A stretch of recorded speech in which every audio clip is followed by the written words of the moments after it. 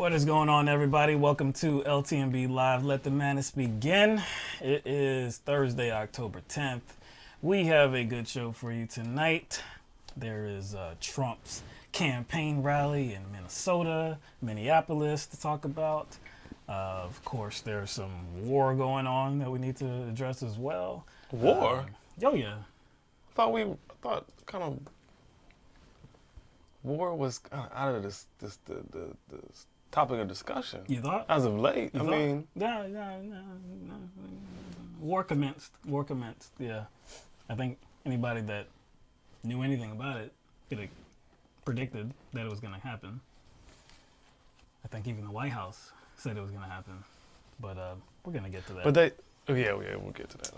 We are broadcasting live on YouTube, Twitch, and Periscope Live. Everybody that's joining us for tonight's broadcast, thank you for being here with us. And if you are on YouTube, please hit that subscribe button and hit that bell as well so that you can get all the updated content from LTMB as soon as we update it. As we were saying, there is a Trump campaign rally tonight in Minneapolis, Minnesota. And this particular location is very, I guess it was very deliberate. The congressional district that Trump is holding this rally in is represented by Representative Ilhan Omar, who Trump has been very opposed to and very critical of and very racist to as well. Tried to drum up a lot of opposition in his rallies towards Representative Omar. So Republicans do believe that this is a state that they can capture in 2020, partly because of the results in 2016. Hillary Clinton did win the state in 2016, but only by about 1.5 percentage points. So this is a state, like I said, that they're fixated on, and they believe that because of this presumed, I guess, opposition that there is to Representative Omar, they believe that it's there. They believe it's widespread opposition to her. They believe that they can take this state. Now, thousands of protesters are expected to show up. Actually, I believe it started at 7 o'clock, so it's probably underway already. The number I saw, though, when I say thousands of protesters, I heard, or I read that it could be 10,000 or more protesters that show up. So the response to President Donald Trump is, I guess, expected to be very fierce. And also, I guess there's a building right across from where they're holding this rally at the Target Center. And this is what they put on the roof of that building. It is a big orange baby Trump. Like I said, the response to Trump entering the city and holding a rally there, not too positive. But again, I think that's to be expected. This area is an area that is very liberal. So, Trump, trying to hold a rally there. And, the focus is really going to be on what is said about Representative Ilhan Omar. Because, again, at other rallies, he has condemned her. He has talked very disparagingly about her. We all remember the send her back chant that happened at a recent rally. It was a few months ago. So I wonder, and many other people are wondering, what's it going to be like at this particular rally? Is that chant going to come back? So we will see. I suspect that he will forget what he said about this whole go back to your country. Because remember, he said like he didn't like that chant. Yeah, he said it was inappropriate or something. He didn't say it. Even though he did everything to encourage that chant, right? Not necessarily cheering it on, but through his rhetoric. Essentially, he inspired the chant. So. Oh, and he sat back. So reveled in it. So if indeed, this is the reason why he went to this particular area, then it's going to be a shit show, and Ilhan Omar is going to be the primary target for that shit show. I don't know. Like, first of all, you're going to a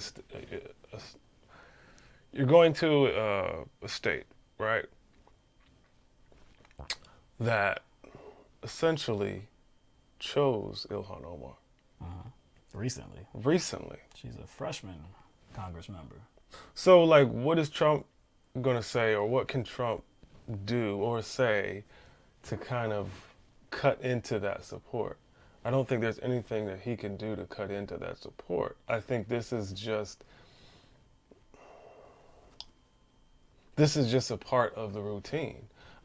I don't even think that's like a part of the game here. Like, to actually pull support to Republicans, I just think it's just a continuation of this kind of campaign of hate, campaign of bigotry, just kind of being racially incendiary and being just divisive. That's who he is. That's what he does. That's the only thing he has right now. Well, he did lose the state by only about a point and a half. Yeah, but I think his approval ratings have gone down. No, I know.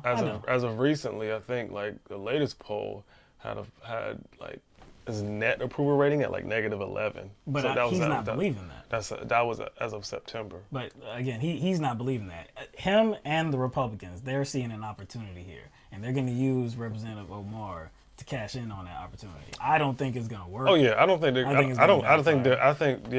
they have like a lot of leverage here. Nor I don't think the return is going to be as good as they are projecting. Mm-hmm.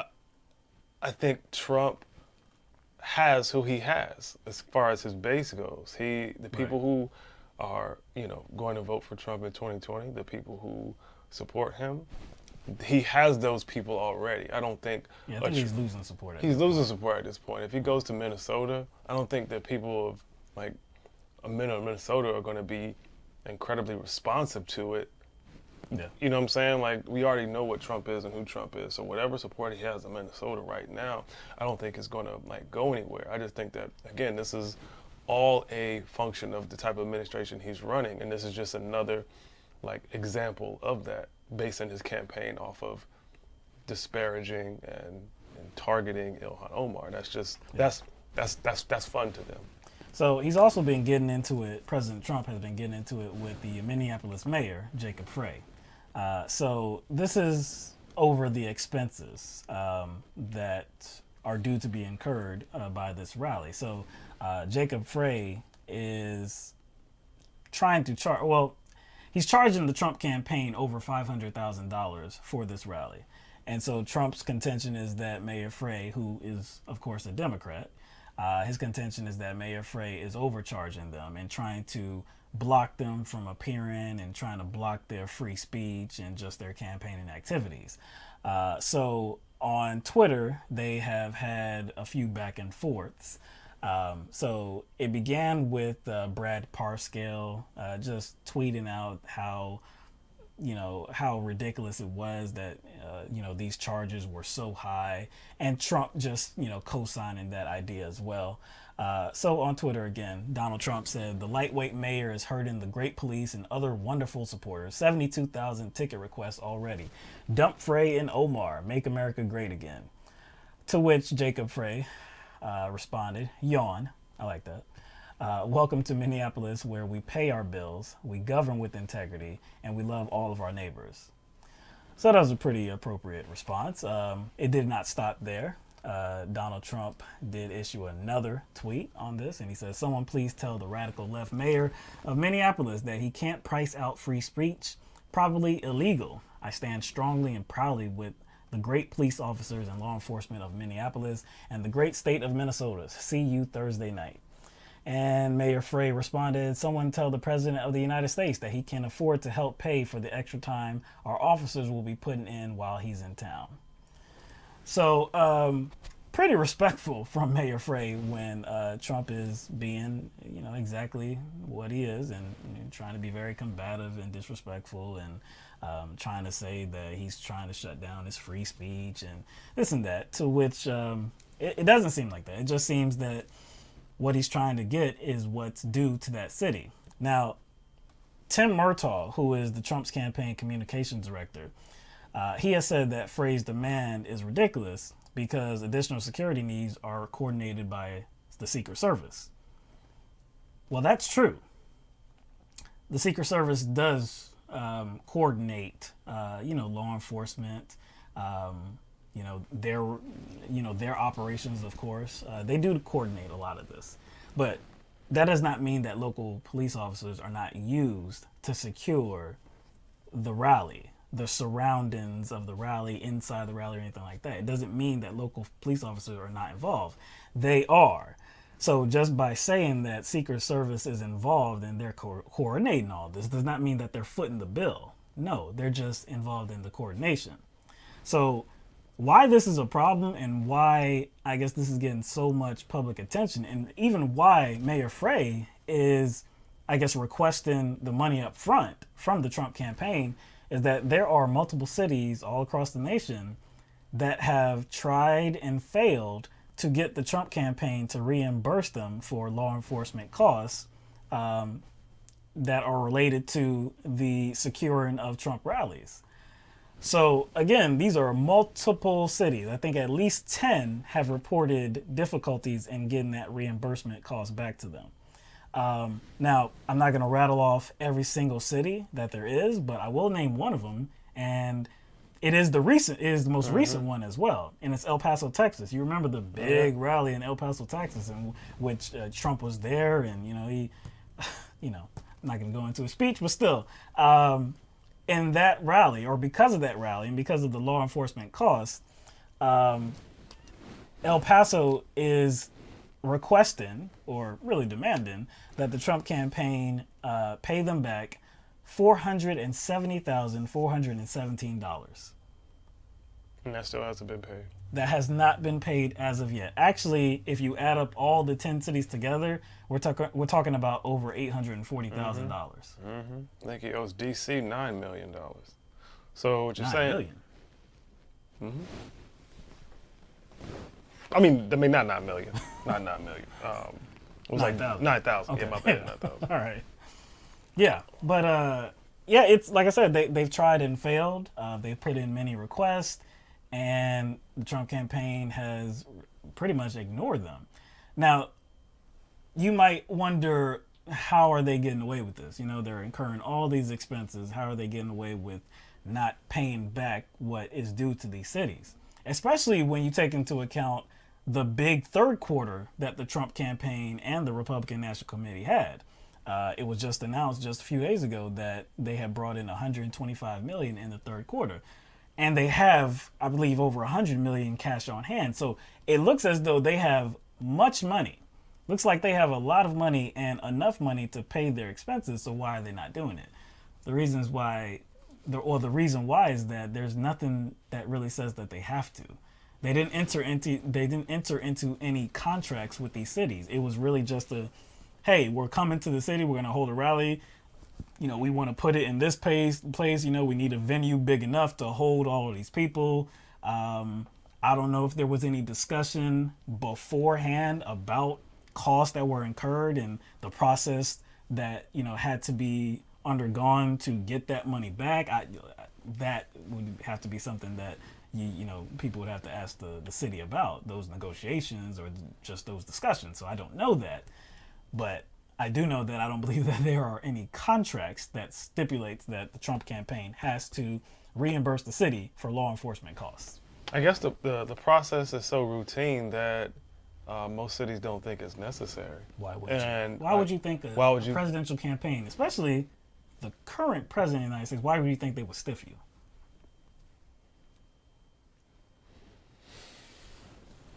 First of all, the Constitution doesn't grant any presidential candidate the right to have rallies in the city. That is right. And there's no freedoms that are being stomped on or anything. No, you're not granted the right to have a rally by the Constitution. If Trump really cared about the police officers and those providing the services at these rallies, right? Because he kind of used those as a buffer to criticize Yeah. What's the mayor's name? Mayor Frey. Frey. Yeah, mayor. He used that as a buffer to criticize the mayor, but like, if he really cares about the police officers and those who are tasked to, you know, protect people at his rallies and be security at his rallies, then like Frey is on, he's on the wrong side of this. Yeah. You see what I'm saying? Like, he wouldn't be mad that Frey is requesting that money up front, right? Because he's requesting that money up front because of the services, not just because of the services that need to be rendered, but because of Trump's campaign having a bad credit history. Bad credit history, yes. That's So when you have stiffed so many people, think about it. Credit. If you have not paid your bill so many times, what happens? Are you going to get just a regular credit card anymore? Are they going to just give you a credit card, or are they going to give you a prepaid credit card? So basically, Trump is attacking Frey because he has bad credit. That's essentially what's going on here. It's like, how dare you deny me, or how dare you charge me up front when I'm the one who's the deadbeat here? How dare you charge me up front when I'm the one who has a long history of not paying these cities? So he's trying to turn around in a weird way. You know what I'm saying? Like he doesn't have grounds. Right. So of course he has to turn around and make it about something that's irrelevant or something that is not free speech. And calls him a radical left mayor and this and that. It has nothing to do with radical leftist. He's a radical leftist because you have a history of not paying your bills. Right. He's a radical leftist because he wants his money. Yeah, and he's trying to look out for his own law enforcement. Look out for his own law enforcement. And so what it looks like is Trump just has a history of looking out for himself in his own campaign. That's right. So think about how that kind of coincides with his kind of political outlook and his whole how he views this economic system and who it should benefit. So I do think there's a connection here. Like you said, his campaign had a huge windfall. What was it? $125 million. So they have the money. So they have the money to pay cities. They have the money to give, pay back all these cities, but they're not doing it even though they have the money. There's a G word. There's a G word that I'm thinking of. Greed. Yes, that seems very greedy, especially when you have the money. It's as if this is not important at all, or they feel that they could use this money in other areas that they view are important. Most likely. Not to pay for costs that they have actually incurred. They probably have to pay for things like, lobbyists and shit like that. Oh, they pay for lobbyists. Yeah. Attack ads on Joe Biden, one that's making the rounds pretty heavily nowadays. It's just funny that this is supposed to be the law and order president, but when it actually comes to paying for law enforcement services, he's nowhere to be found. Like you said, there's no contracts, but I don't think that prevents these cities from suing. No, of course not. No. They can sue. That's going to be a long process. It would be easier just to get somebody to pay for their bills, or it should be easier. Let me correct myself. It should be easier, especially the president of the United States. Well, he's a cheapskate. He's acting like it's not even that. I was about to say he's not even that. It's not cheap. No, he's a crook. He's a crook. He's a crook.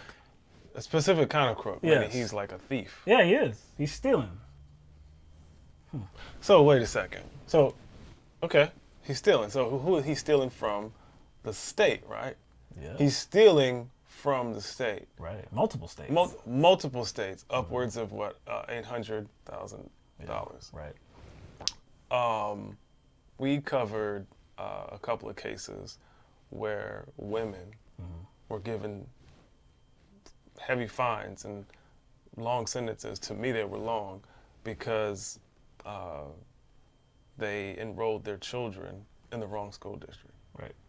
And part of the charges, when you read them out, it said they were basically stealing from the state, stealing from the taxpayers. Education. And they got thrown in jail. Stealing an education. So basically they were stealing from the state. They had to serve time and they had to pay a hefty fine. The long arm of the law came and got them. But Trump can stiff cities to the tune of $800 $1,000, and everybody's just like, we Well, can't. do you recall, in cases where Trump's actions have either bordered or have actually been labeled as criminal, Trump's opinion, or people that are close to Trump, maybe even the Department of Justice, their opinion is that a sitting president cannot be indicted. A sitting president cannot be even investigated for a crime while they are a sitting president. That is his take on the situation. So I guess he can just commit crimes everywhere. He can stiff people, he can steal, he can do everything that he wants to, and there is no recourse, at least while he's sitting in office. But Joe Biden is the scammer. Yes. Joe Biden, Hunter Biden are the scammers. They're the real scammers. Yeah, not Trump.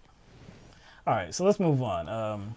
On Sunday, following a conversation with Turkish President Erdogan, President Trump announced that U.S. troops were going to be leaving northern Syria, essentially turning their backs on the Kurds. Turkey has been wanting to attack the Kurds for a very long time, and the U.S. definitely does know that. And the only thing that seemingly stopped that attack from taking place was the presence of U.S. troops. Well, that's no longer a thing. As I said, the U.S. troops have left the area. So, on Wednesday, as anybody could expect, Turkey's assault on the Kurds in northern Syria began. President Erdogan is calling the operation, quote, Peace Spring. President Erdogan said that the mission is to, quote, prevent the creation of a terror corridor across our southern border and to bring peace to the area, end quote. Erdogan is also now boasting that over 100 Kurds have been killed thus far. The Kurdish-led Syrian Democratic Forces said Turkey was bombing civilian areas, and reports do indicate that multiple civilians have been killed. When it comes to military actions, when it comes to, military operations, right? Those take plans. Right? That takes planning. Yes, Last time I checked, right? It does. You don't just unless you're on the ready, right? Unless you're on the ready for something that's like set to pop off. Unless you're just ready to give orders and people are on standby. Yes, you can just say this isn't a response. Yeah, that's but even when that's the case, there's still plans. Right. So the day after the White House and Donald Trump issued this proclamation that we were pulling the remaining troops out of Syria, right? The next day, Turkey is on the ready. This ain't Thanksgiving, but Turkey is on the ready. Yeah, they are ready to go, ready to strike. So they bombed the Syrian-Iraqi border. So what does that? So what does that tell you? They were having conversations the day before, but they were having conversations before then too. And Turkey goes and into their military operation the day after Donald Trump and the White House issues their proclamation to pull the troops out. Means that this was probably a long time. It was probably a long time coming. And not only was it a long time coming, that it was most likely known about from somebody like the President of the United States, Donald Trump. So President Trump did respond to these attacks from Turkey. And in a statement, he said, "This morning, Turkey, a NATO member, invaded Syria. The United States does not endorse this attack and has made it clear to Turkey that this operation is a bad idea." Now, as I stated before, you see this face right here, very confused. As I stated before, the White House and Donald Trump had announced that the U.S. troops were going to be leaving northern Syria and, in effect, leaving the Kurds alone. They also knew that this attack was coming. How do I know that? How does anybody know that? They said it themselves. They knew that the attack was coming. So for Trump to say that he does not endorse this attack and he thinks it's a bad idea, look, I don't know what was said on that phone call. I don't know. It would be something to get that transcript. But I don't know what was said on that phone call. And I don't know if President Trump explicitly said, yes, you have our permission. You can bomb the hell out of the Kurds. We're going to get the hell out of the way. We have no idea if he said that or not. What if he didn't say anything like that? But wouldn't taking the U.S. troops from that area be a statement enough? Wouldn't that be something like co-signing the actions of Turkey to go ahead and assault the Kurds? Based on what is known about the Turkish relationship with the Kurds, I think most people know that. I know Trump probably doesn't care, but I know there are members of his administration advisors that do. Right. So there's a long history there. So I don't know how you can't know that. I don't know how you can't take responsibility for what's happening. And it does seem like Trump and his administration seem a bit self-conscious. Yeah. And trying to smooth this thing over because they know exactly they know exactly why they're getting criticized because they are responsible. If you have an aggressor, right, and that would be Turkey.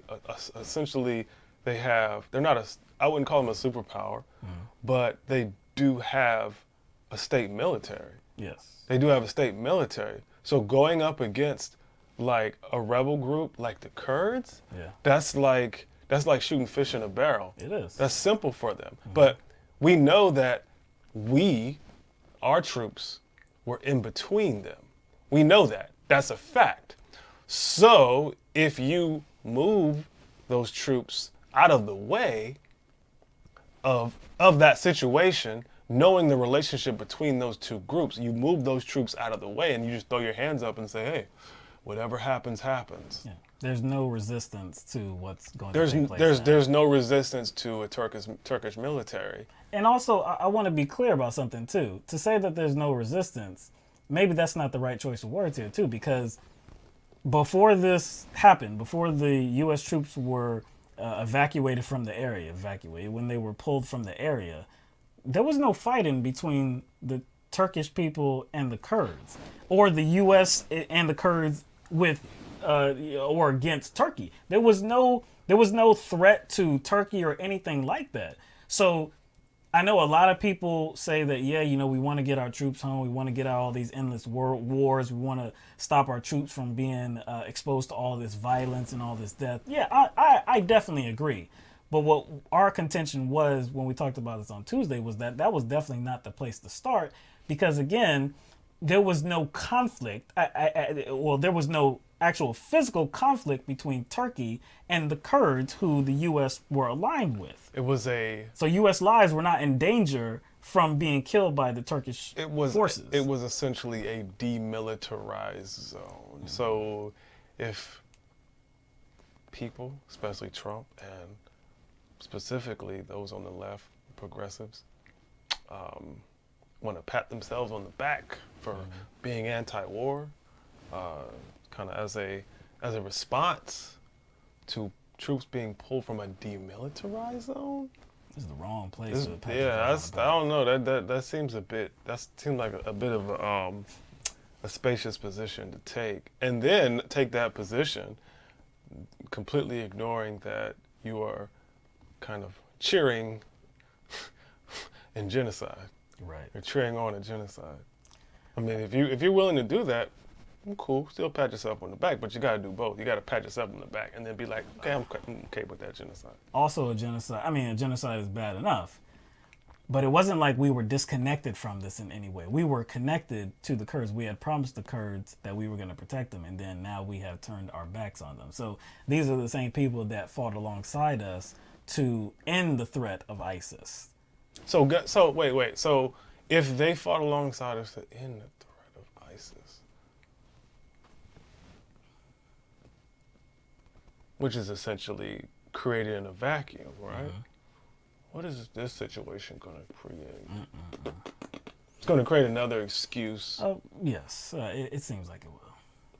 These are some more of Trump's words. His response to this attack, he said, Turkey has committed to protecting civilians, protecting religious minorities, including Christians, and ensuring no humanitarian crisis takes place, and we will hold them to this commitment. In addition, Turkey is now responsible for ensuring all ISIS fighters being held being held captive remain in prison and that ISIS does not reconstitute in any way, shape, or form. We expect Turkey to abide by all of its commitments, and we continue to monitor the situation closely. Did they sign anything? I Is there a doubt treaty? it. Come on, man. Is there a treaty, or did they sign anything? This seems like kind of empty promises, and it Yes. seems like Trump is always getting himself in a situation where there's empty promises. One situation that I could reference is North Korea, which is those negotiations have completely fallen apart as of late. Right. Like completely. They don't even want to talk to the United States. Right. So I would like to see a treaty. This is what Will and I were talking about when we're talking, like when we say things like a planned pullout, a strategic pullout. That requires like some sort of treaty, of some sort of like a model where a country is held accountable for not containing situations that we cause. Because we had a lot of comments in the chat, and we had a lot of I wouldn't say a lot, a few callers, talk about like, well, maybe we need to exit those areas. Maybe we need to exit that region. Actually, I do agree with that. But if you don't have an exit strategy, if there's no actual diplomatic pressure put on these countries, it's actually pointless. That's all Will and I are trying to explain. It's like, we're cool with pullouts, but if there's no actual diplomatic pressure put on countries like Turkey, then it's actually inconsequential. Pullout is actually, it's not inconsequential. It's inconsequential in the context of it, like actually solving a problem, being good. But yeah, it's not inconsequential in that it's actually going to do something. There's going to be waves there's going to be a lot of carnage following. Essentially, what President Trump told the Turkish president is I guess what he's acting like he told the Turkish president is, hey, go ahead with your onslaught, but don't go too far. Well, what's too far?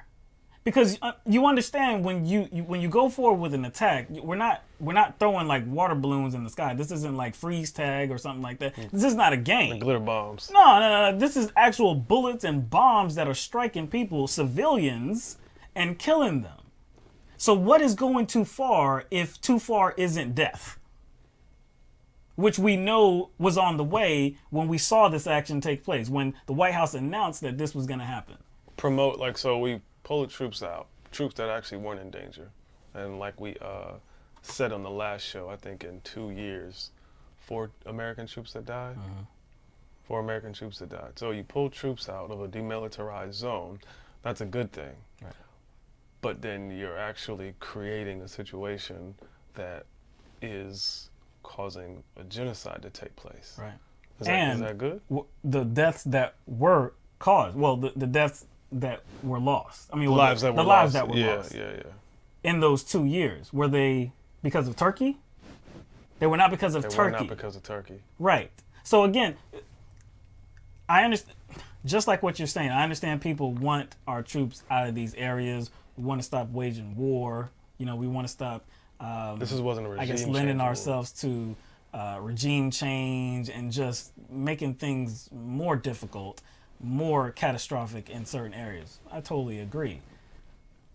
But why now? Like, again, when Turkey's not even threatening the Kurds or the United States, why pull them out? So with Trump, does Trump have any connections to Turkey? He has connections to Turkey. Oh, he has multiple connections to Exactly. Turkey, not just business interests, but his campaign advisor. I guess he was a national security advisor, Michael Flynn. Yep. There's a definite connection to Turkey there. I'm not even going to go into what he was involved in Turkey, but he failed to disclose he was doing some lobbying work, and he failed to disclose that he was involved in some sort of like kidnapping scheme and getting paid for it. So there's not just a financial connection to Turkey because he has properties in Istanbul or something like that. That shouldn't be talked about, right? That shouldn't be talked about, right? That's not a factor in anything. I have a quote from Donald Trump back in 2015. This was in an interview with Breitbart.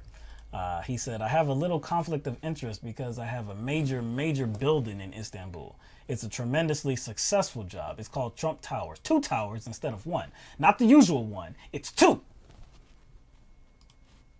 So he has a direct link financially, just 1.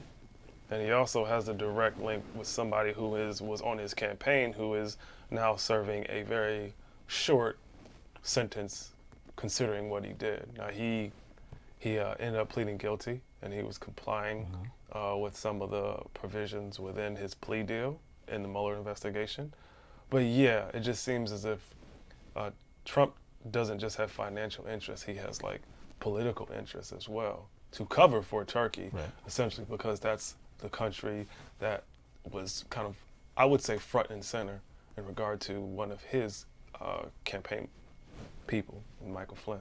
So for anybody that is celebrating this move and thinking that Trump made this move because he is some righteous leader and somebody that actually wants to remove ourselves from harm's way or remove the United States military forces from waging war and making things worse in areas, he's actually doing the right thing for the right reasons. No. It doesn't even look like it's the right decision, and it definitely doesn't look like it's the right reasons. You know what country kind of released those audio recordings of the transcripts from the Khashoggi case? You know what country that was? Which one was that one? That was Turkey. Mm-hmm. Turkish newspaper covered this. Yeah. I remember that. Remember that? Yeah, I do remember that. They were behind all. They were very instrumental. They were very instrumental. It wasn't Saudi Arabia. No, it wasn't. It was not Saudi Arabia. Saudi Arabia wanted to keep this locked under a key. So,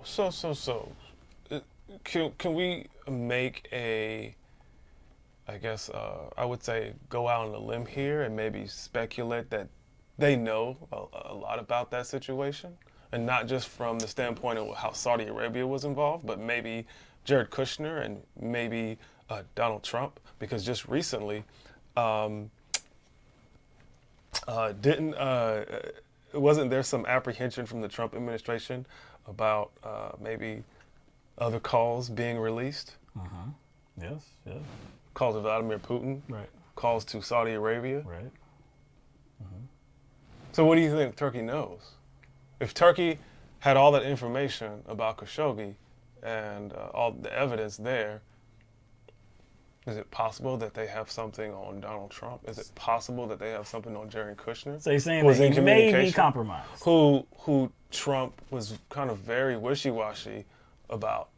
Well, Saudi Arabia. He was wishy-washy about Saudi Arabia's involvement and Mohammed Bonesaw.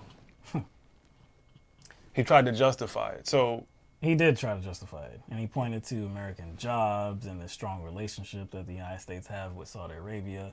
This decision about the Syrian forces pulling, it just seems to be very oddly timed. And connected to a lot of different conflicts of interest concerning Donald Trump, specifically conflict of interest involving Turkey financially. Yeah.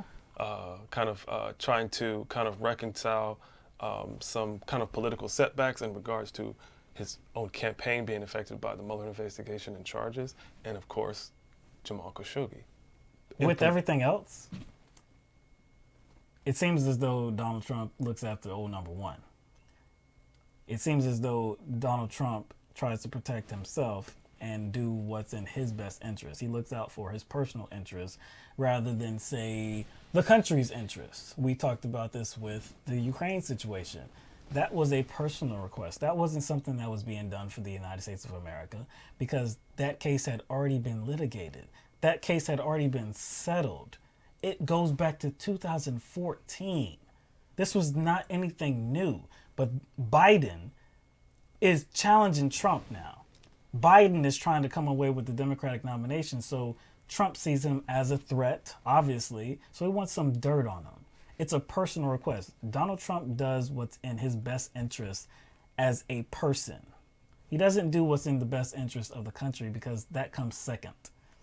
This move to pull the troops back from northern Syria wasn't something that was best for the country. It definitely wasn't what's best for the Kurds. It was something that was most likely good for Donald Trump. All right, staying with Trump.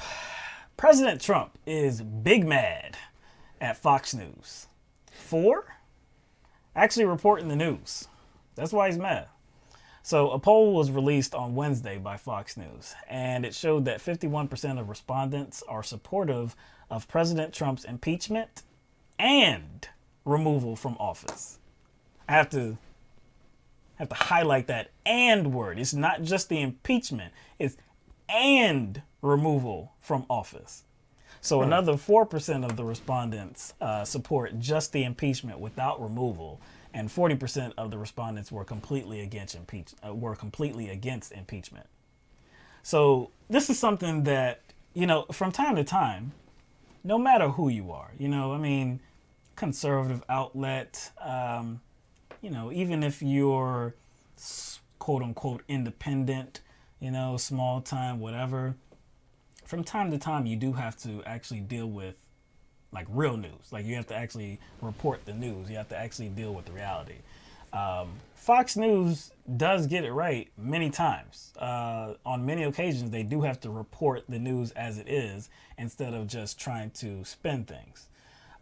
So this is one of those cases where they do reveal the results of polls time and time again. Now, maybe like the motive behind them revealing the polls is different. It could be. Than revealing polls like that on another network. Because they're all about like messaging, right? Right. But unfortunately, the person that they're targeting with this message is not getting the memo and not getting the hint. They're not sharing these polls because they're against Trump. They're not sharing these polls because they want to show the American people this kind of fair and balanced view of how people view impeachment and what he's doing. They know he watches Fox.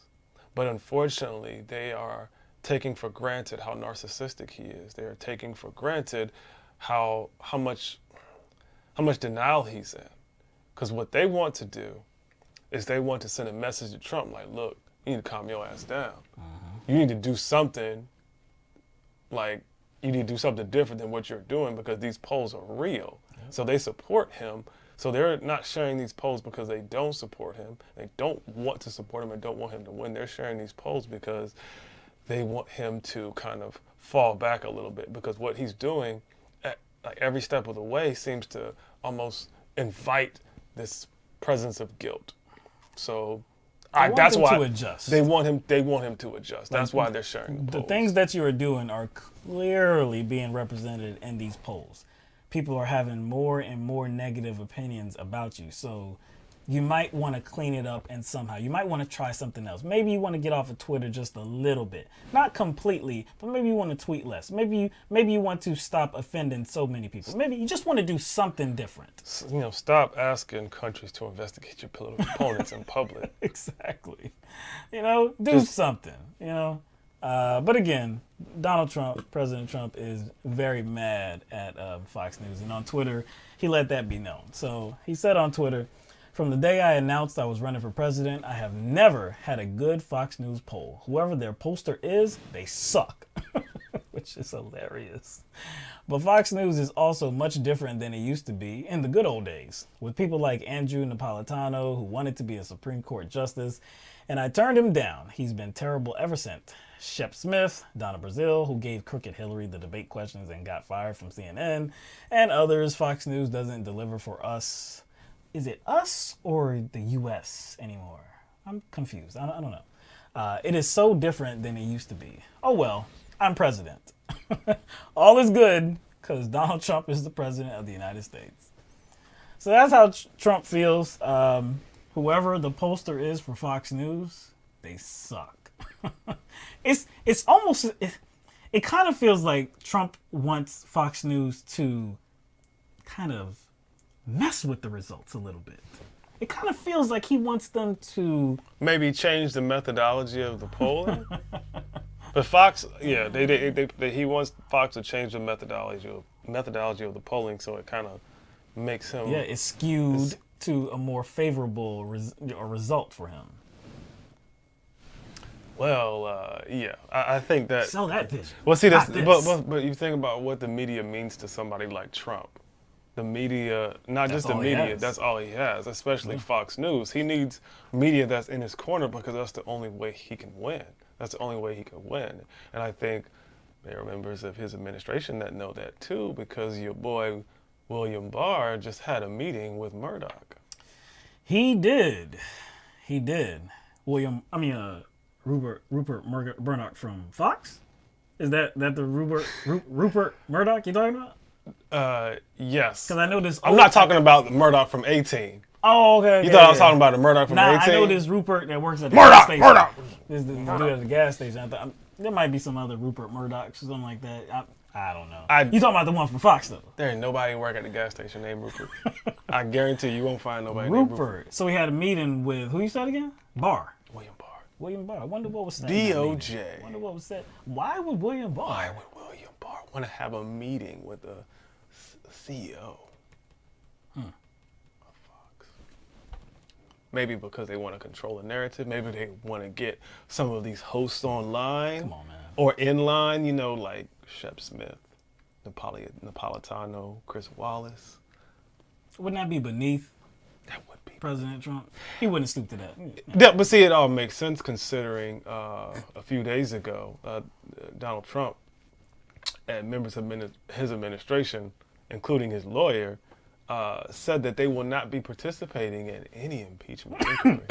He ain't gonna participate. They're not gonna comply with a subpoena at all. That coupled with Barr making a trip to Fox News, talking to Murdoch, that makes sense. Because they probably will be participating. They will be participating behind the scenes. Behind the scenes. That's what that's about. When they say they're not going to participate, that doesn't mean they're not going to be talking about it. They're going to, want to use another platform to tell their side of it. That's why they don't want to participate in any kind of official inquiry. But they're going to be participating in the inquiry unofficially through the media. Possibly Fox News, and they're doing that for a purpose, not because they want to control the narrative, so they won't be, let's say, caught in lies in an official congressional hearing. So what you're saying to avoid lying to Congress and being held accountable and being charged for those lies, that they're electing to kind of avoid an impeachment inquiry or participating in one because they know they have to lie. So you suspect that by going through these other channels, by not participating with the House investigation, they could use the DOJ and in essence go through the DOJ to maybe get in touch with a particular news outlet, Fox News, maybe some others as well, so that they could kind of combat the narrative, the singular narrative, because again, they're not going to be involved in this whole process officially. So if Fox News could just put some word out that can act as, some kind of countermeasure to what's going to be put out. And those who would essentially be involved in an official impeachment inquiry can come on and state their case without the threat of lying under oath, being held accountable for that. Because if they do participate, they would have to lie in order to save their asses. So they want an attack dog.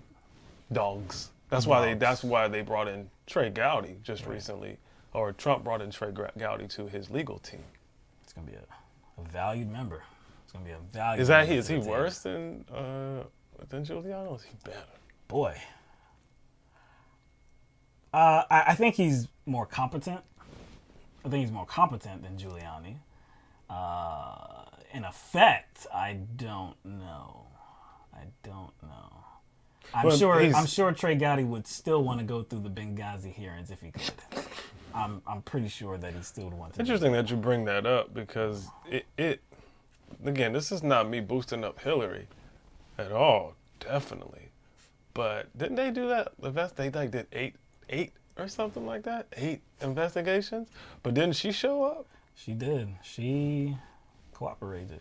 She showed up. She testified. Again, you know how we feel about Hillary, but it's kind of a bad look. Like if you're talking about Trump, like, and who he says he is, like always pounding his chest, like I'm, unmatched wisdom. Right. I'm a stable genius. I have the best words. I'm the smartest. You would think he would just be like, yo, man, I'm coming. Yo, dog, let's go, man. You ain't got nothing on me. You ain't got nothing on me. I'm coming to this hearing. He knows that there is actually something on me. I'm coming to this hearing, when and I'm going to be like, Hillary Clinton showed up for those Benghazi hearings, you remember the response to that? Oh, look at her. She's so smug. And, she had her hand like this on her face. And they felt like she wasn't treating it with the seriousness that it deserved. But really, again, oh boy, I know, right? I know you're in this position. I'm in this position. I put you there, though. Yeah, you did.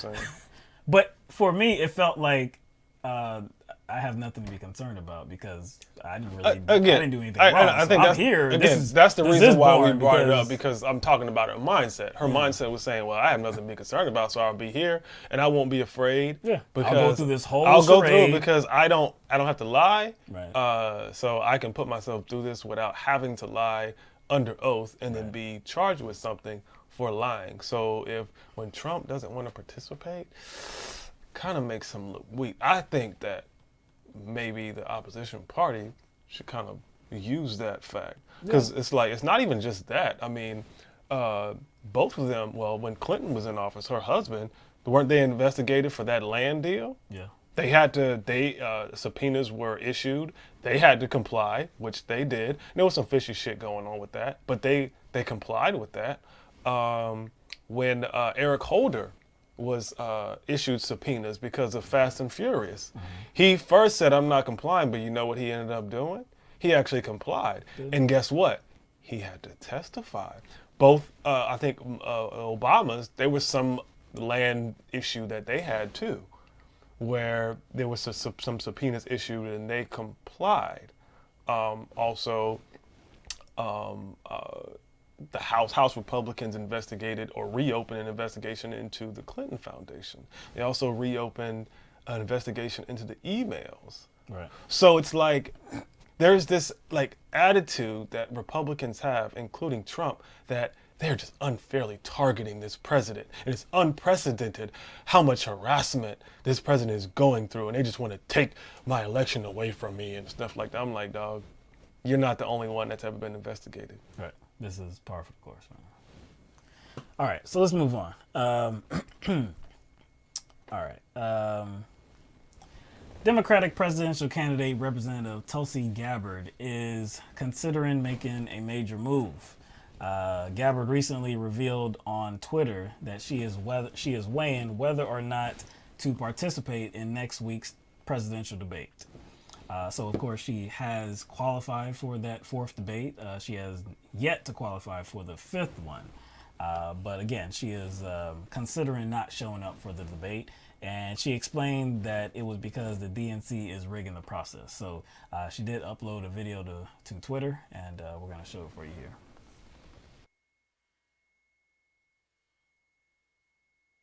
I want to thank all of you so much for your support. I need to share something with you that's very important. There are so many of you who I've had the opportunity to meet in Iowa and New Hampshire who've expressed to me how frustrated you are that the DNC and the corporate media are essentially trying to usurp your role as voters in choosing who our Democratic nominee will be. I share your concerns, and I'm sure that all of our supporters throughout the country do as well. Now, the 2016 Democratic primary election was rigged by the DNC and their partners in the corporate media against Bernie Sanders. In this 2020 election, the DNC and the corporate media are rigging the election again, but this time it's against the American people in the early voting states of Iowa, New Hampshire, South Carolina, and Nevada. They're attempting to replace the roles of voters in the early states using polling and other arbitrary methods, which are not transparent or democratic, and they're holding so-called debates, which really are not debates at all, but rather commercialized reality television meant to entertain rather than to inform or enlighten. So in short, the DNC and the corporate media are trying to hijack the entire election process. So in order to bring attention to this serious threat to our democracy and to ensure that your voice is heard, I'm seriously considering boycotting the next debate on October 15th. I'm going to announce my decision within the next few days. But I just want to say with my deepest and warmest aloha, thank you all again for your support. What'd you think of that, William? What did you think of that? I have a few thoughts. Okay. Look, when you say that the DNC rigged the process against Bernie Sanders in 2016, I think you're going to have a lot of support behind a comment like that. I believe can't that was the disagree case. with Yeah, that. I cannot disagree with that. Look, if you're being objective, we all saw what happened. And you don't have to go the route of saying that votes were overturned. You don't even have to go the route of saying that the DNC, Democratic Party, was behind some votes being switched on the machines. And you don't even have to go that far. We saw what took place in the media, okay? We saw what took place. We saw the debate schedule. We saw a lot of things. We saw how the process was rigged against Bernie Sanders. We saw the super delegates. Hillary victory. We saw a lot of different things. And yes, that was definitely rigging the process against Bernie Sanders. So again, I'm on her side when she says that. Now, when she goes forward until now, and she's saying that the 2020 process is being rigged, not against a particular candidate, but against the American people now, because what the DNC is wanting to do in this arbitrary process that they're, I guess involved in, that this arbitrary process that they're using is only meant to, I guess, stifle competition. It's meant to push others away from the process so that there's only, I guess, a certain amount of candidates that can actually be one of the real contenders for the Democratic nomination. Look, I'm not saying that there's no truth to that. I'm not even going to say that there's no validity to that type of argument. But there is one thing that I know. Right now, there are, and I don't even know the official number. I don't either. It may be, 18 or so, 19, 20. I'm not sure what the official number is, but there is a lot of candidates. There are expected to be 12 candidates that take the stage next week on Tuesday. There's at least another 4, 5, 6, 7 candidates that are still officially in the race. They have not bowed out yet. So again, this process has been very expansive. There's a lot of candidates. Some have already, withdrawn their bids for the Democratic nomination. What I know is that the DNC does not want, the DNC does not want so many candidates at this point in the campaign season. You know who else doesn't want this many candidates in campaign season? Everybody else. Nobody wants 12 candidates on the debate stage. Nobody wants to sit through 2 different debate nights. Nobody wants to do that. Everybody does want this process to start shrinking and there being a certain amount of candidates. Not 12, not 15, not 18, damn sure not 20. So that's what I know about this process. Now, the DNC saying that they're using an arbitrary process. They're not counting polls which should be counted, because they have been just disregarding some state polls that they should be counted. They're official. I mean, they should be qualifying polls, but they're not counting them. You can, like I said, you can say something about the process. You can say something about the way in which they are, I guess, selecting which polls are qualifying, which polls are not qualifying. You can definitely say something about that. But again, this process was always going to be a process to shrink the number of candidates down to the number of candidates that can meet a certain requirement.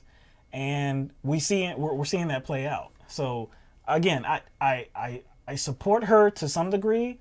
And I can even, like I said, buy into the fact that, it's not a democratic process. It could be more transparent, this and that.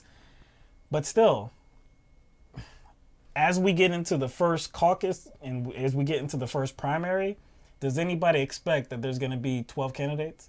Does anybody expect there's going to be more than those candidates? Does anybody want that to be the reality? I don't think so.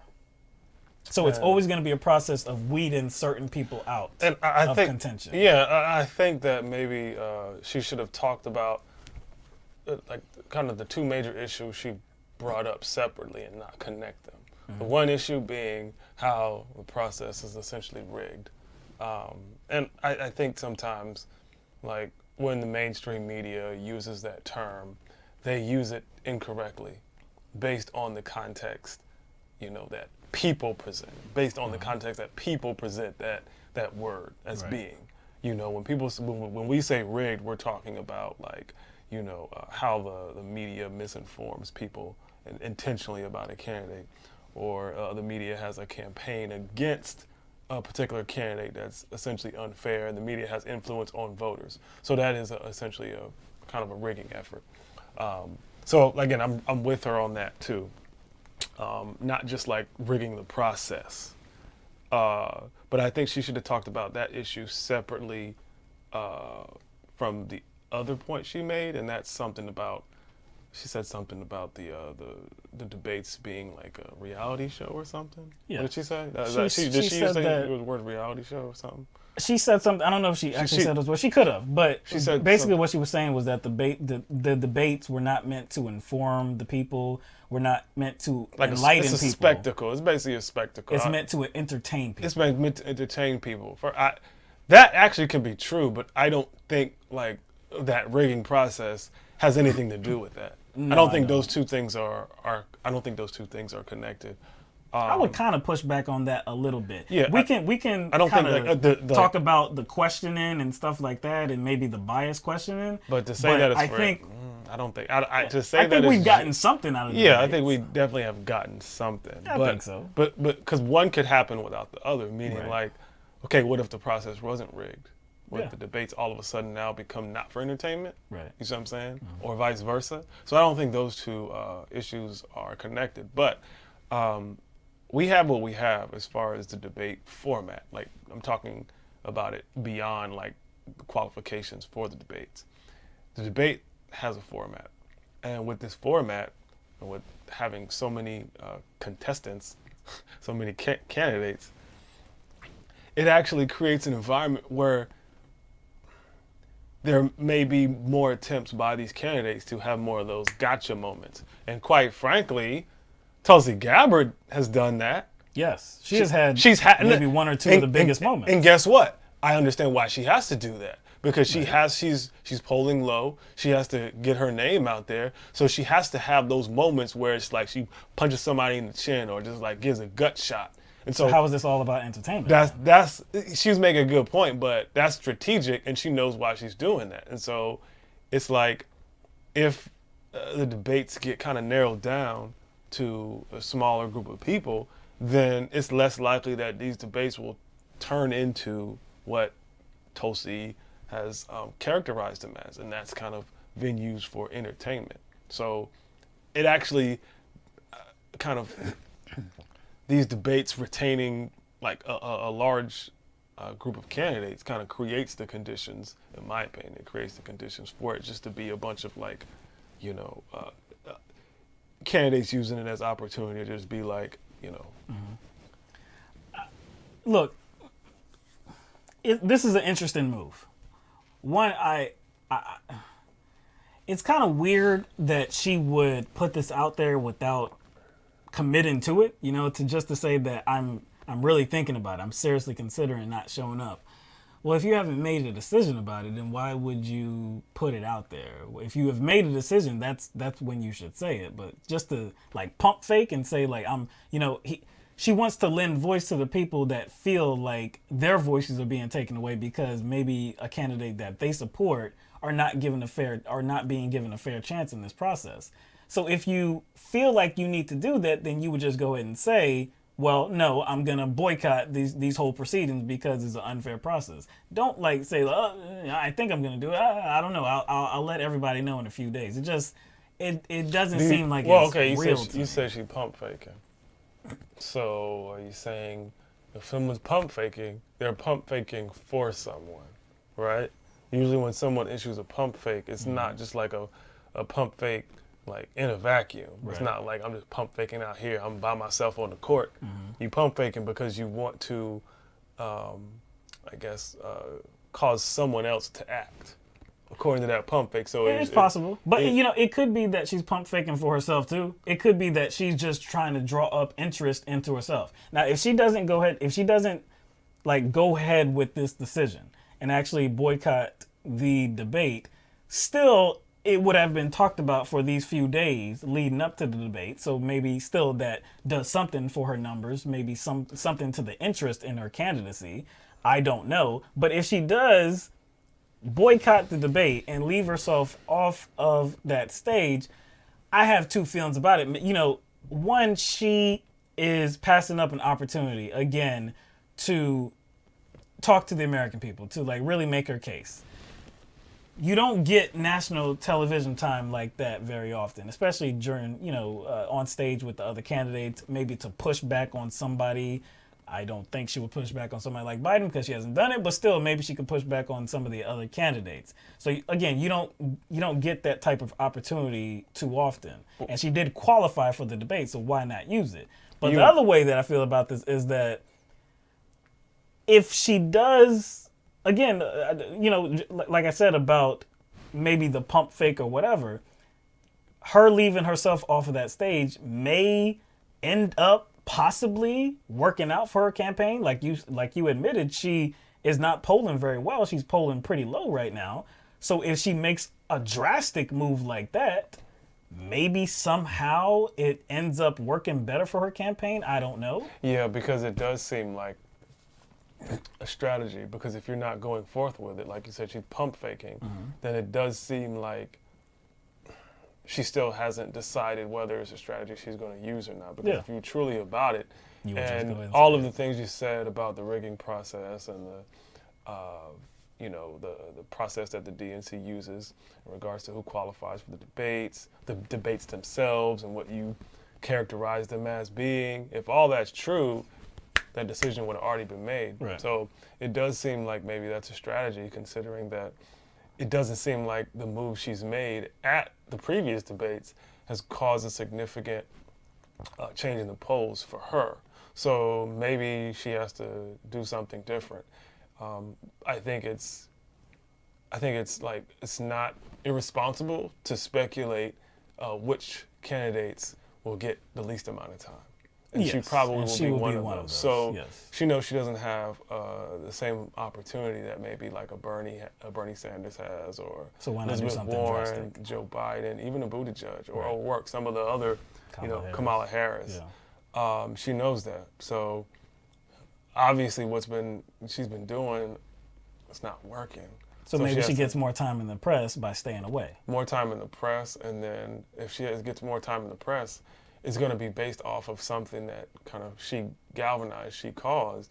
So she's going to get not only press attention and press coverage, you know, people are going to want to like interview her. And so she's most likely, again, if it's a campaign strategy, it won't just be about her boycotting. She's going to segue into talking about other issues. Yeah.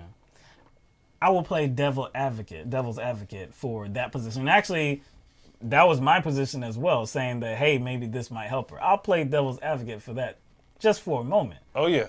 Are we sure that we know how much support Tulsi Gabbard has? Nope, we're not sure. Because it seems as though, like I said, she's doing this, she said, for the people that feel like this process is very arbitrary, and that people that support other candidates that are not getting a fair shake here, you know, she's going to do something for them. She wants to lend a voice to them. She wants them to be heard. And by doing this, you know, that will be done, because of course the press will cover it and say, hey, well, this is a big story. Of course, you remember when Trump did it in 2015 or 16, when he, just canceled his appearance in a debate because of some silly reason. Anyway, was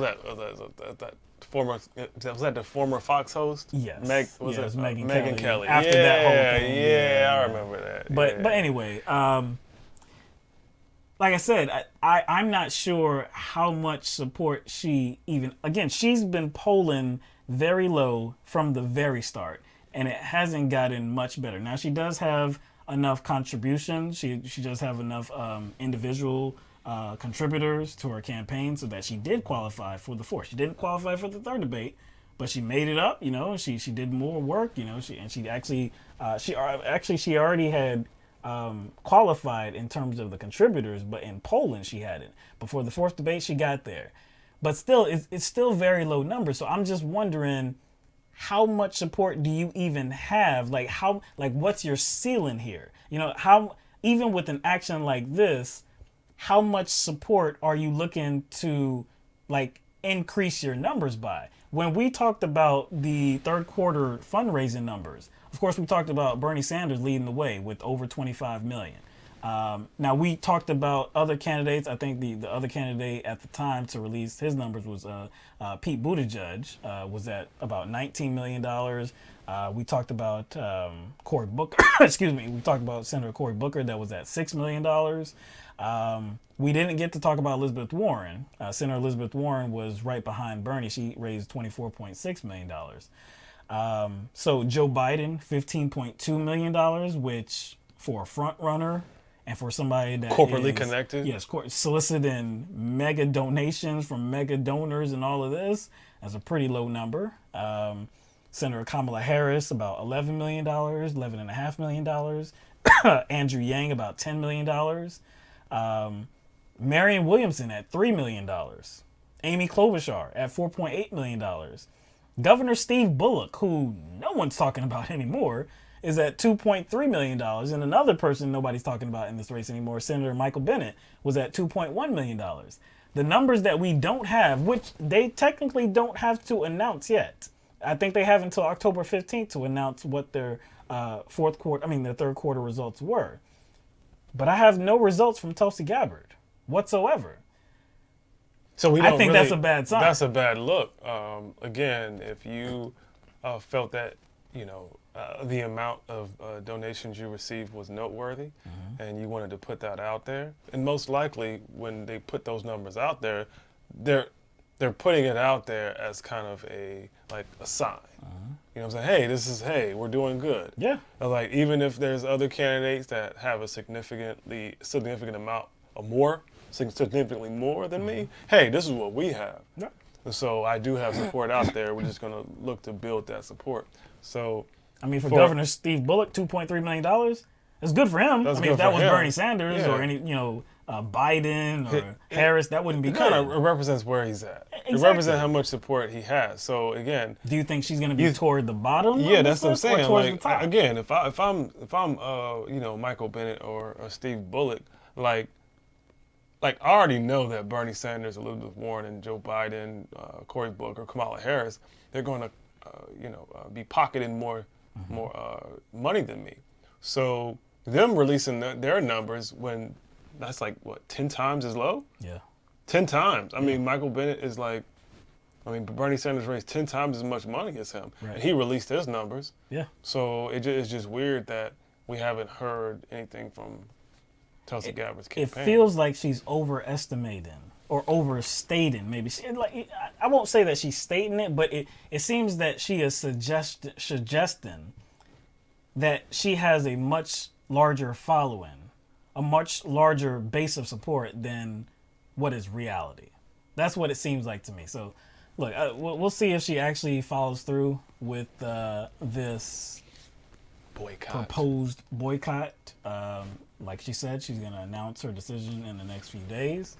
I don't know. Like I said, like you said, she's probably, if she does participate, she will most likely be one of the least speaking candidates on the stage. So I don't know what's going to be better for her. Actually, I have no idea. We understand both sides. Yeah, that's to predict the effect of boycotting, I think is premature. Whether we agree with it or not, and I don't think I've even stated whether I agree with it or not. We're just trying to examine maybe the results of whether she does participate or whether she doesn't, and maybe speculating as to why she's doing it. But I think we can both say it's probably because it's just a campaign strategy, regardless of whether it's genuine or not. Because what she said is genuine, so she's using something that's a general truth to kind of as a backdrop to kind of go forth with just boycotting strategy. So, all right, let's get to another campaign. All right, Senator Warren. Why you say it like that? You're like, who's Warren? You kind of like, Nah, man. you said like Senator Warren. This is good news. This is good news, man. We got some good news to report. I think. Right? Right? Maybe. It looks. Yeah. It looked like good news. Yeah, not S-E-D. Looked. In the past. It looked.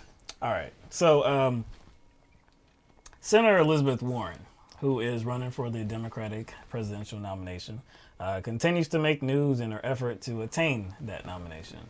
Previously, Senator Warren had indicated that she had no intention of, quote, unilateral disarmament, end quote, which meant that her ban on big money fundraisers and corporate funding was only meant for the primary process, not the general election. So in an recent interview with CBS News on Tuesday, Senator Warren shifted her position. You have had success to this point without holding big dollar fundraisers. As you're kind of emerging as a front runner here, do you wonder if perhaps you would pivot to having big dollar fundraisers in a general election or be forced to do that? Could you continue doing what you're doing? No, I will not be forced to make changes in how I raise money. Look, for me, this is pretty straightforward. Either you think democracy works and electing a president is all about going behind closed doors with bazillionaires and corporate executives and lobbyists and scooping up as much money as possible. Or you think it's about a grassroots, let's build this from the ground up. And the problem is, so long as it's the wealthy and well-connected who finance the presidential elections, then we're going to continue to have a government that works really great for the wealthy and the well-connected and just not work for much of anyone else. My campaign is all about changing that. It's all about making this country, making this government, making this democracy work, not just for those at the top, but for everyone. And here's the thing, it's working. And can you guarantee your supporters that under no circumstances, no matter how much money Donald Trump is raising, you will not take big dollar? Yeah, I'm not going to go do the big dollar fundraisers. I'm just not going to do it.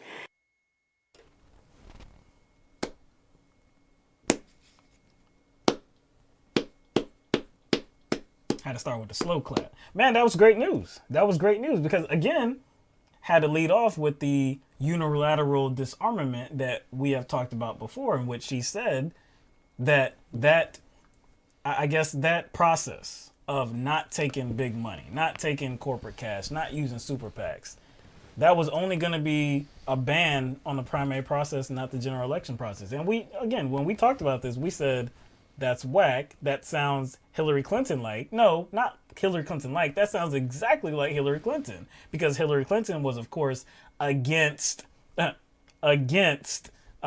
corruption in politics, money in politics. She was against that. She said she was, but she was going to use that process to get elected and then do something about it. It was the same thing that Elizabeth Warren was saying. And she went into it right there with the answer she gave. She basically went into the very thing that we talk about, in saying that, hey,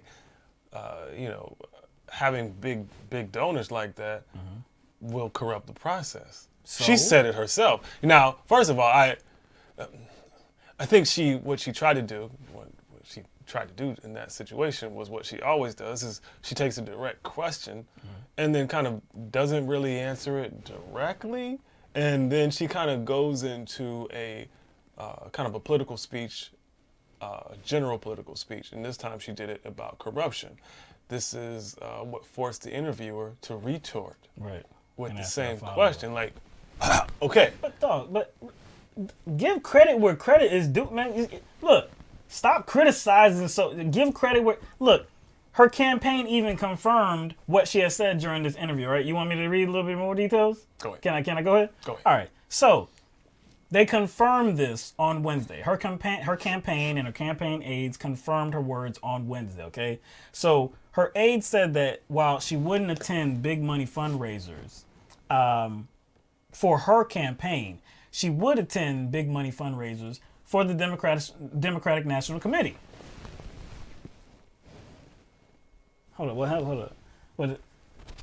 She wouldn't. Hold on. Maybe I read that wrong before. I think you read that wrong, man. because I kind of so she you yeah. need to back up. Yeah, I know. You need to back up, reverse, and read that over, son. So Warren's aides stated that she would not attend these big money, big dollar, mega donor type fundraisers for her presidential campaign. She would not do that. So that's good news. Good news. Okay, all right. That's the first Whew, part. oh man, that's all right. But they did note that she would, I guess, do the DNC, the Democratic National Committee, a solid, and she would show up at these very high-priced gatherings and these mega donor functions that, allow the DNC to take in a lot of money. So she said, well, her spokeswoman, her name is Kristen Orthman. She said that Senator Warren was committed to helping Democrats, quote, up and down the ballot. So if you're committed to helping Democrats up and down the ballot, then you must attend these high-priced, big-ticket fundraisers. You got to help the team. You got to help the team. So she's not going to attend these fundraisers for herself. No. In her campaign. No. But as far as like for the party and the DNC as a whole, Right. she's okay with it. So again, we have to kind of It's a little spin. it's a little spin, Little but spin we on kind that. of have to translate what this means, because I'm still we gotta translate this in real time, because I'm confused right now, because she just went on a spiel about how money in politics corrupts the process. Big Essentially, donors. that's what she said. Essentially, that's what she says. Big donors corrupting the process, and that's what we're trying to change. How the government only works How the for government certain only works for people. certain people, and essentially, corporations kind of funneling money, CEOs funneling money, big donors funneling money to these campaigns compromises that process. Yes. Right? Yes. Okay, that's her position. She just stated that. That position would be true regardless of what particular process we're talking about, whether it's the process that her campaign issues and her campaign accepts and her campaign states, right? If she states that, hey, we're gonna keep it straight and narrow, we're gonna cross all of our T's and dot all of our I's and not take any corporate money, and we're gonna be A-okay. Yeah. But Grassroots approach. yeah, that's a grassroots approach, and we're trying to create that image, and so we're trying to send a message here. So how does that not translate into into the macro? How does that not translate or not apply to the macro? Because see, she's not doing it for herself. She's not being selfish here. But so- she's trying to do that for other Democrats that are trying to get elected. But even if she's doing that for those Democrats, wouldn't she be kind of I guess being a counterintuitive agent in the process she says is bad, in the process she says that corrupts our politics? Wouldn't she then become a counterintuitive agent? Well, Isn't look that- at this. There's nothing wrong with showing up for fellow Democrats. There's nothing wrong with lending your voice to try to get other Democrats elected. Elected to the Senate, elected to the House. Many Democrats do that. Democrats that we support, AOC, anybody they show up. They'll show up at these rallies. They'll attend these rallies. They'll direct their supporters to the candidate that they're endorsing to make sure that they have enough money. Make sure you go and donate to this candidate. We believe in them. They're gonna make some. They're gonna help make some changes in Congress. We need somebody like that. This and that. So there's nothing wrong with advocating for other Democrats and showing up for other Democrats, and even trying to get more money into the pockets of these other Democrats in their pursuit to attain office, attain a victory in the election.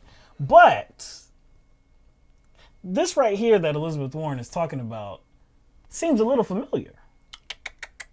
This seems just a tad bit familiar. Ooh, you mean like kind of raising money across the board in multiple states for all campaigns? With one check. with one check and funneling that money. What does that sound like? We saw this in What does that 2016. sound like?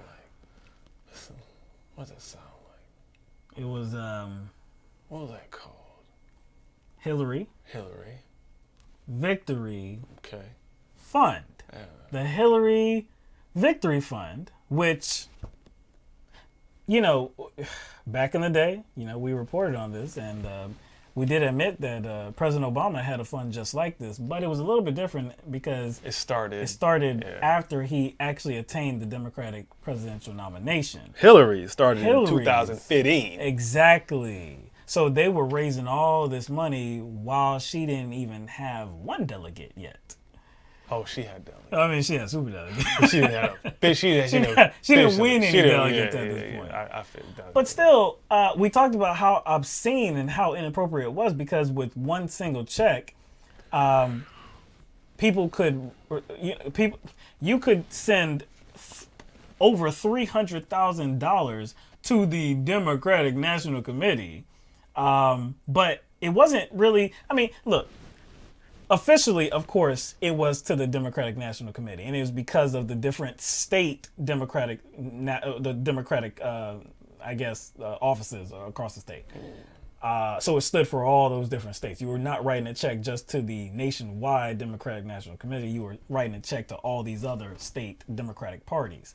That's why you could write such a big check. But what we found was that after all of these checks had been sent, that less than, I think, 1% of the money actually ended up in the hands of these state Democratic parties. And mostly all of the money, 99% or more, went to Hillary Clinton's presidential campaign. What? You sure that's correct? Yeah, I'm pretty sure that's correct. Yeah, I mean, yeah. By Hillary Clinton's campaign, Yeah. you mean like her campaign and helping those other candidates? That was the campaign? It was her campaign to try to beat Bernie Sanders and then ultimately beat Donald Trump in the general election. So Also, what's the lesson here? Like that she's teaching us, right? I need to jot this down because this is an important lesson that is being taught by Elizabeth Warren, is that how we define corruption and when we define corruption and the conditions in which we, I guess, define corruption is kind of based on when it happens, right? It's based on when it happens. So if the process is corrupt, right? In one instance, in this case, it will be the primaries. yes, In this case, in the primaries. not only in the primaries, it's corrupt if she does it for herself, Yes, right? if she's selfish. Okay, so what she's telling us is now that that process is not corrupt if it applies in a different situation. Yep. That's the takeaway there. Also, I did peep something else, what she said. Something I don't know why I missed the first time I saw that clip, where she said something about, in reference to taking, stacks of cash. She said behind closed doors. Is that really the problem? Is that the problem? No, because Does it matter a lot whether of this stuff is out in the open. Yeah, so she said behind closed doors. It happens behind closed doors, and I'm just like, yeah, that's definitely a conversation. Yeah. But really, is that That's not the like pertinent issue. Yeah, that doesn't seem like I mean, that's it's an issue. it's an issue. It's connected to it, but like it's the stuff that's happening out in the open too. When we were talking about the Hillary Victory Fund in 2016, was- of course, there was a particular meeting, a particular fundraising that was taking place in California. And if anybody recalls, there was some protesters out there that were throwing money at the cars passing by. I believe George Clooney and his wife. It was at their house, I believe. It was at their house. So that was out in the open. Tickets Everybody were could have known. Tickets were like 300,000 or something. Well, No, it wasn't that. It wasn't that. It wasn't. It was something. It was like tens of thousands of dollars, I believe. But no, you could write a check up to. Oh my bad, yeah. You can write a check up to I that forgot much, what but it the was. get in, Yeah. my bad. Yeah, the To get in, it was to get in, it was like I believe crazy. it was tens of thousands of dollars. to get in. It was a lot. Yeah, my bad. The amount you can write was high as shit. Yeah, but again, that was, I guess you could call that was a transparent process because, again, people were reporting on that. We, of course, had the information. We, told people about that information. So it wasn't that it was behind closed doors or it was some secret location or like the events were unknown and I guess the amounts that people could write the checks for were unknown. No, everything about that was unknown, but it was still shady as hell and it was still corrupt as hell. So that was the problem, not that it was behind these closed doors. Rufus Gifford, who he's a former finance director for President Barack Obama. Now, he is not in support of Elizabeth Warren unilaterally disarming herself. But he did say this about her, I guess, this shift and then the later explanation of how she's not going to raise money for herself. She's going to raise money for the DNC and other Democratic candidates. So this is what he said. He said, once you are the Democratic nominee, you are the party. You own the party. Your political operation takes over the DNC. You cannot divorce in any way fundraising for the presidential campaign and the Democratic Party. We saw exactly that take place in 2016 when Hillary Clinton became, even before, but officially when she became the Democratic presidential nominee, it was her organization. She ran the show. And that's how it always is, because what is the DNC there for in a presidential campaign? They want their candidate to win. So whatever this candidate and what their team says goes for the DNC. So it's going to go for Elizabeth Warren. We have no idea at this point if it's going to be the same thing as in 2016 with Hillary Clinton, in which 99% of the funds ultimately went to her. We have no idea that it's ultimately, all the funds are ultimately going to go to Elizabeth Warren. But I will say it's definitely a bad look, and I wouldn't be surprised if that actually ended up happening. So if Elizabeth Warren is is interested in not being associated with the appearance of corruption and wants to really just involve herself with a grassroots approach. She said grassroots. She used the term. This ain't it. You're missing it with this. And it was $33,400 per person. It was Entry fee. That's the entry fee. Now, there was a non-A-list actor fundraiser. That was for the primary. And that was, let's see, 10,000. 10,000. 10,000. That's what you had to that was the minimum, I guess. But if the DNC is going to work for the nominee, and the DNC essentially takes money from wherever they can get, what if Bernie Sanders wins the nomination? Yeah. For some reason, I think there's going to be some pushback. For some reason. For some strange reason. Yeah. Right now, but if Elizabeth Warren can accept up to $2,800 per person for her campaign.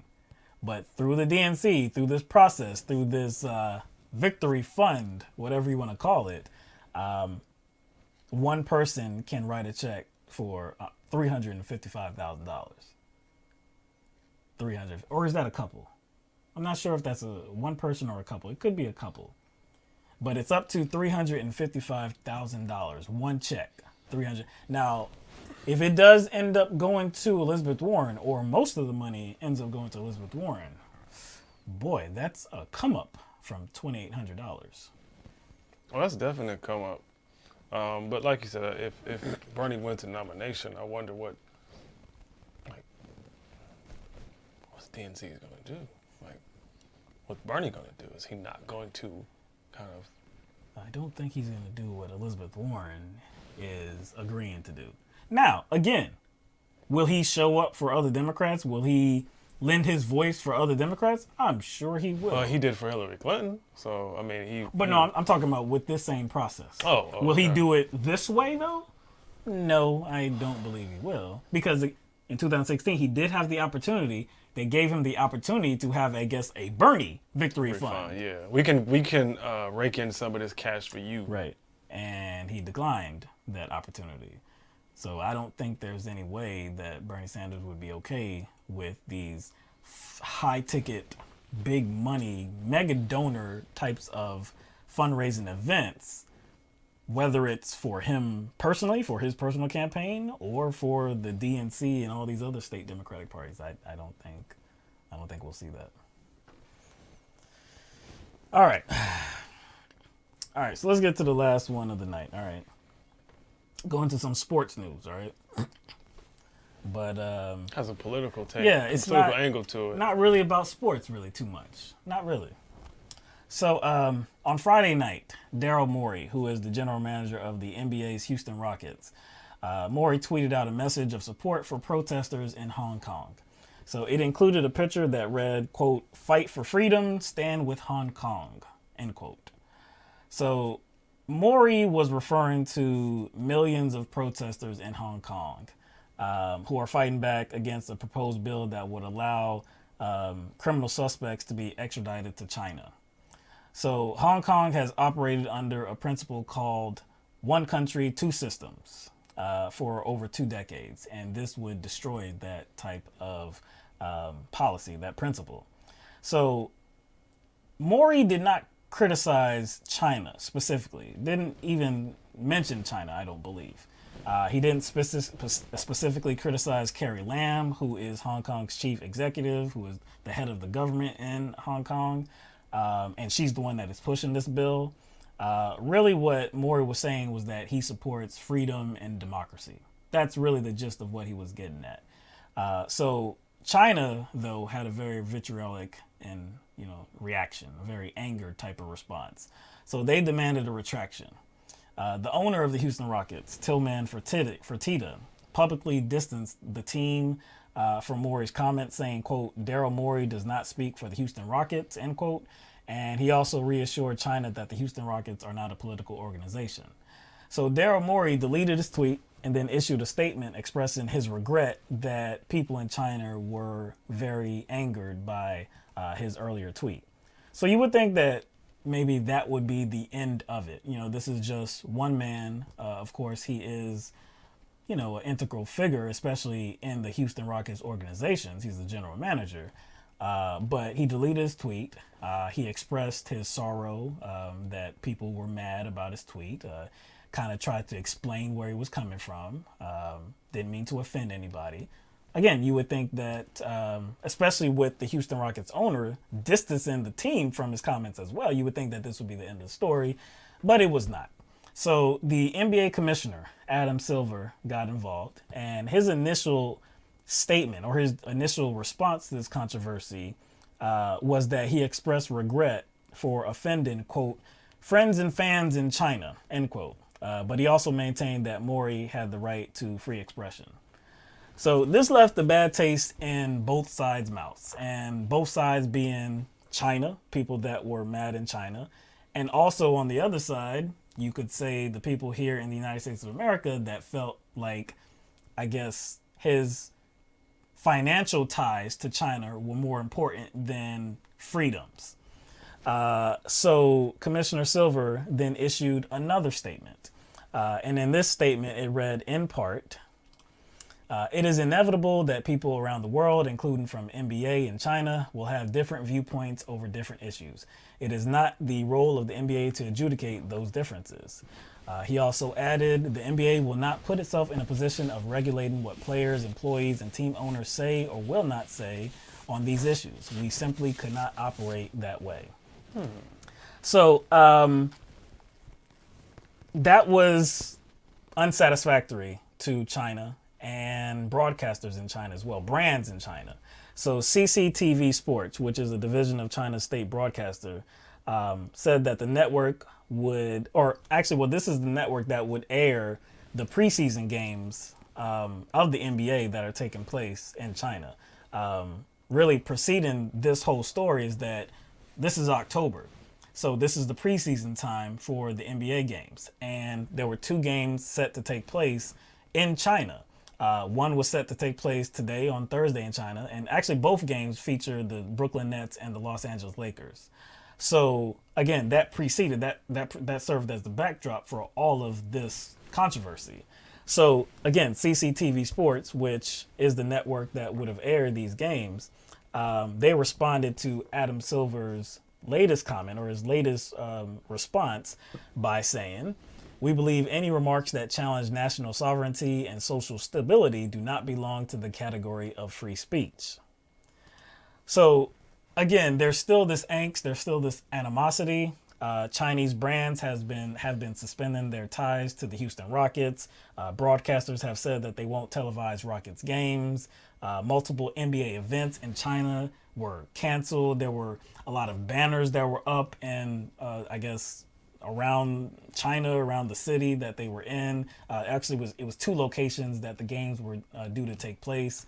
But of course, these signs and all of these different functions in China, of course, they had different types of displays and they were just ripping those down. This was just something that it just happened so fast, and it seemed as China was just trying to undo all of their connections to the NBA and to the Houston Rockets. So the game on Thursday, again, with the Brooklyn Nets and Los Angeles Lakers, that did take place. It did go ahead and take place.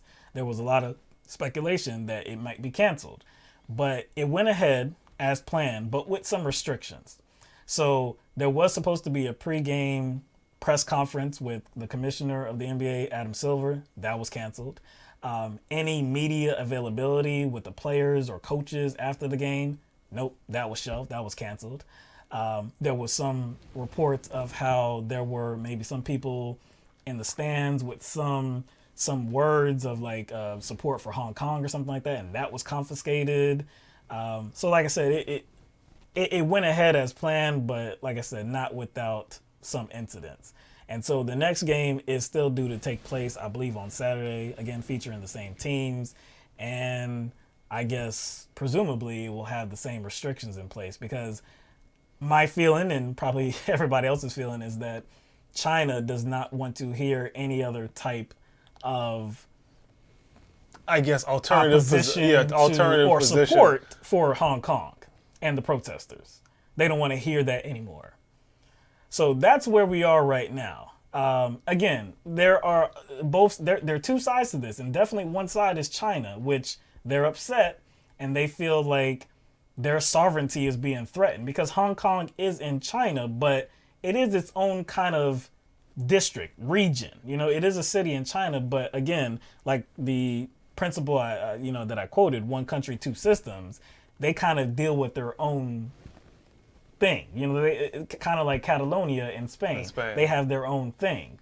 And so this proposed bill where, Hong Kong, the criminal suspect, could just be extradited to China, that really rubbed millions of people in Hong Kong the wrong way, and they didn't want that to take place. So, of course, millions of them were protesting. I believe the bill is now shelved for the time being, although the, chief executive, I believe she still wants it to go through. So, like I said, that's one side, China. But the other side is residents in the United States, and maybe elsewhere as well, just feeling like the NBA is more interested in the dollar than protecting rights and freedoms and protesters that are actually fighting for those things. I can see where people are coming from, taking that the position you kind of just outlined. But like the NBA is in a really weird position because it has people over there. It has, their employees are over there essentially. There are people who are employed by the NBA in various ways, not just players. Right. Other members that are other people who are part of the organizations, and other personnel, other NBA personnel. You have, I guess you would call them I don't want to call them producers, but you'd call them executives. No doubt. Executives are over there. You have, people who, deal with side issues with the NBA, who travel with the team and set things up, coordinators and whatnot. So I think it's a sticky situation because it's not like the NBA is just over here. Right. It's not like just, China is just broadcasting games; they're hosting games. So I don't think it's just about taking the right position here. It's about navigating like what you do and what could be the result of what you do, right, and how much power and how much leverage you actually have over there. See, the NBA has more leverage over here.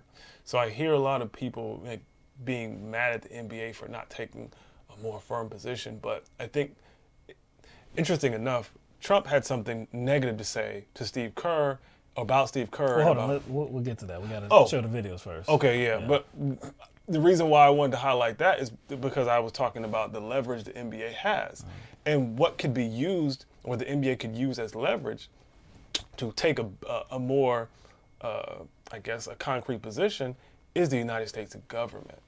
You see what I'm saying? Right now, they truly don't have leverage because they don't really have, they just don't have any. I don't think they have any leverage over there. They're not really in power. They're not in control of things over there. So that may be dictating like how they move and what moves they feel that they can make. It would just be good if they had, a president, or if they had a government on their side. Right. This all happened like a storm.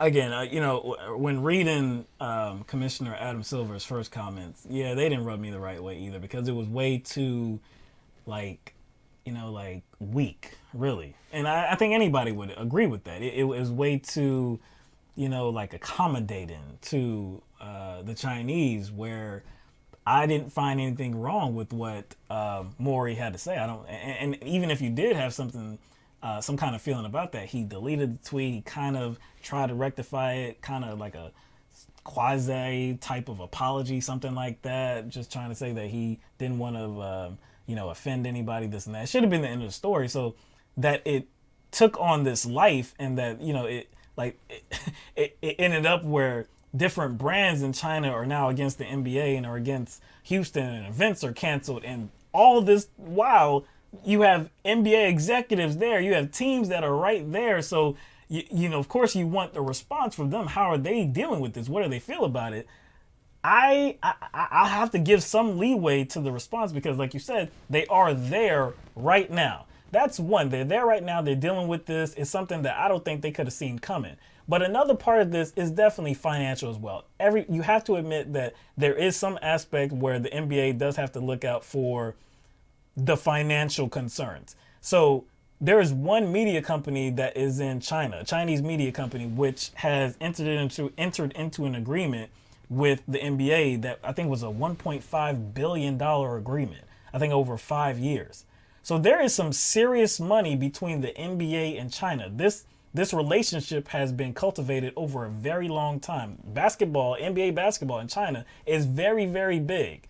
So when you see something so controversial take a life of its own, and now events are being canceled, and Houston Rockets games are being pulled from broadcast, and there's all of these statements by the Chinese government and this and that, it's something where I can understand the NBA trying to kind of like tiptoe around and not, at least at this point, while they're still over there in China, be so, I guess, flagrant and,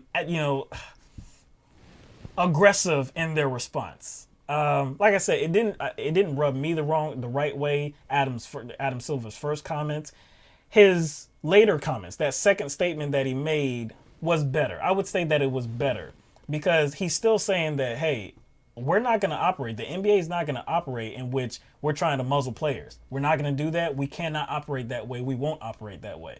So in that regard, that was absolutely the right statement to make. Now, of course, Adam Silver is not the only person that is being requested to make some type of comment about this. Steve Kerr, who has been outspoken on other issues, the Golden State Warriors head coach, he has been asked about his feelings about this as well. So we have a video of him responding to this.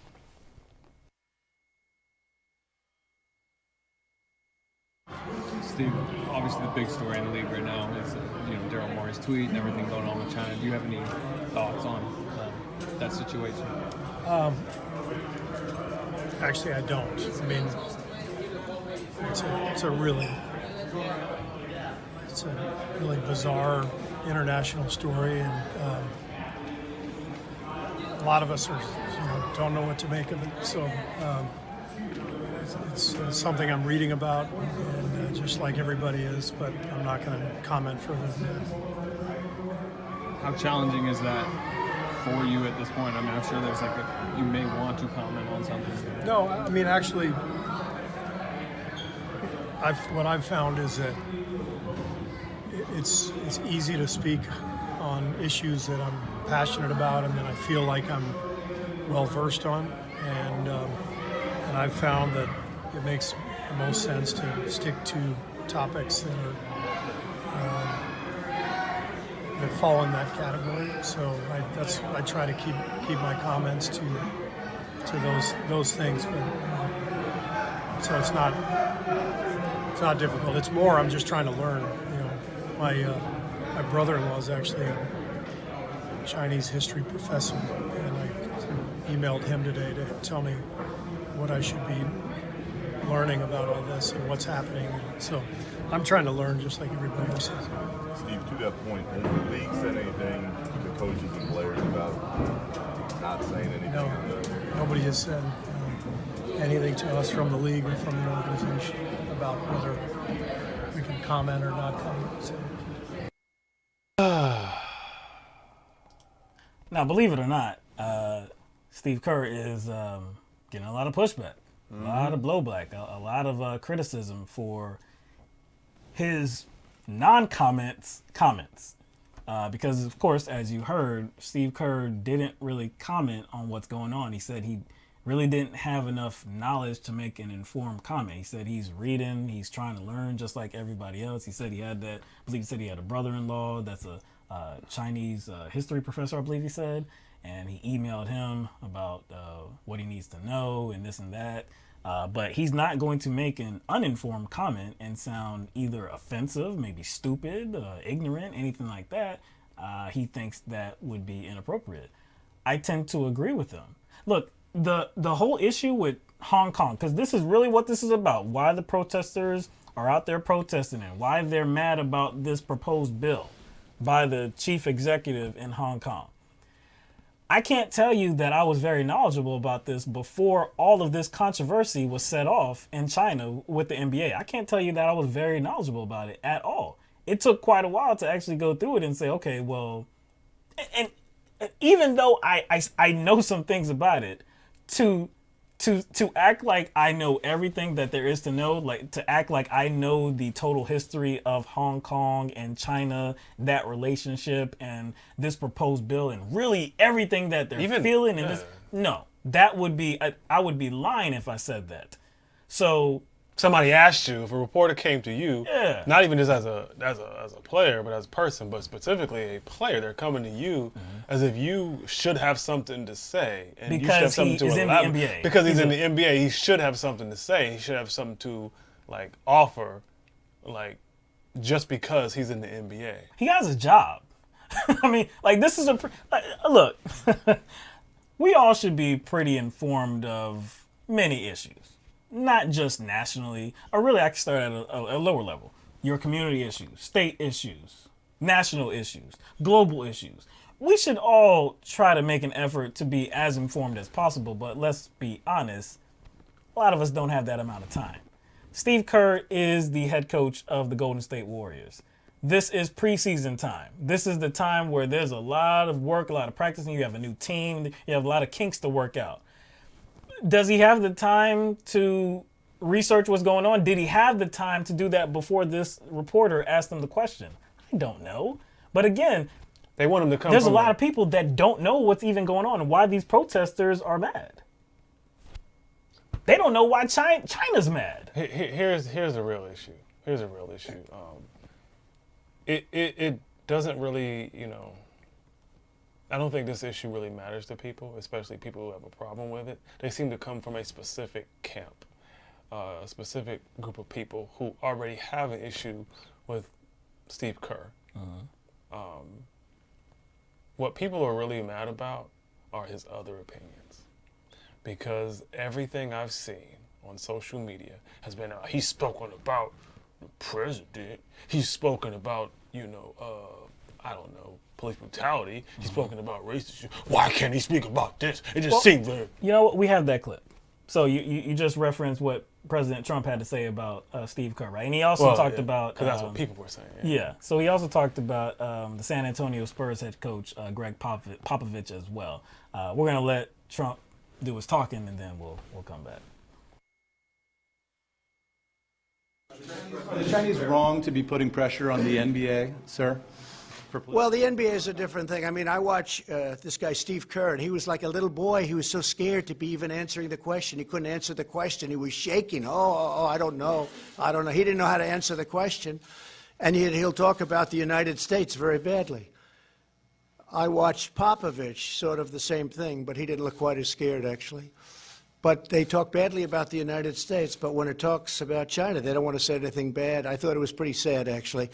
So are you okay? It'll be very interesting. Excuse me? Are you okay then with the Chinese government pressuring the NBA over Hong Kong? They have to work out their own situation. The NBA they know what they're doing, but I watched the way that, like, Kerr and Popovich and some of the others were pandering to China, and yet to our own country, it's like they don't respect it.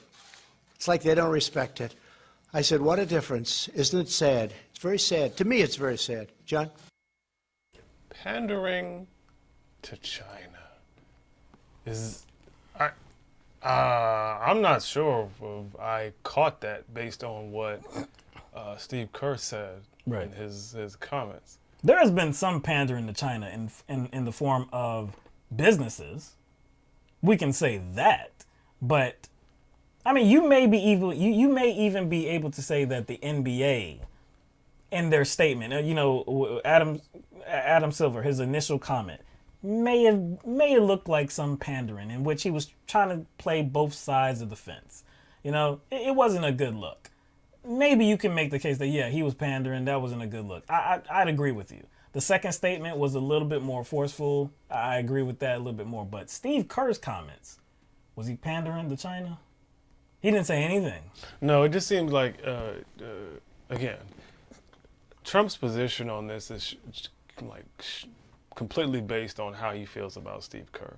So he can invent what he wants. Yes. Because Steve Kerr had, something negative to say pertaining to him, and the Golden State Warriors didn't want to come to the White House. So he has a grudge with Steve Kerr. And just like everything that Trump says and whoever he has a grudge with, it always filters out to his supporters. Mm-hmm. So everybody's like mad at Steve Kerr for not saying anything because he says things, he makes statements about other subjects. And I'm just like so since he's not coming from a place of ignorance in regard to a matter in another country, that means he should not be able to bring up issues that are relevant to the country he lives in. And that he's knowledgeable about. He's knowledgeable about. That's kind of what Trump's position is here.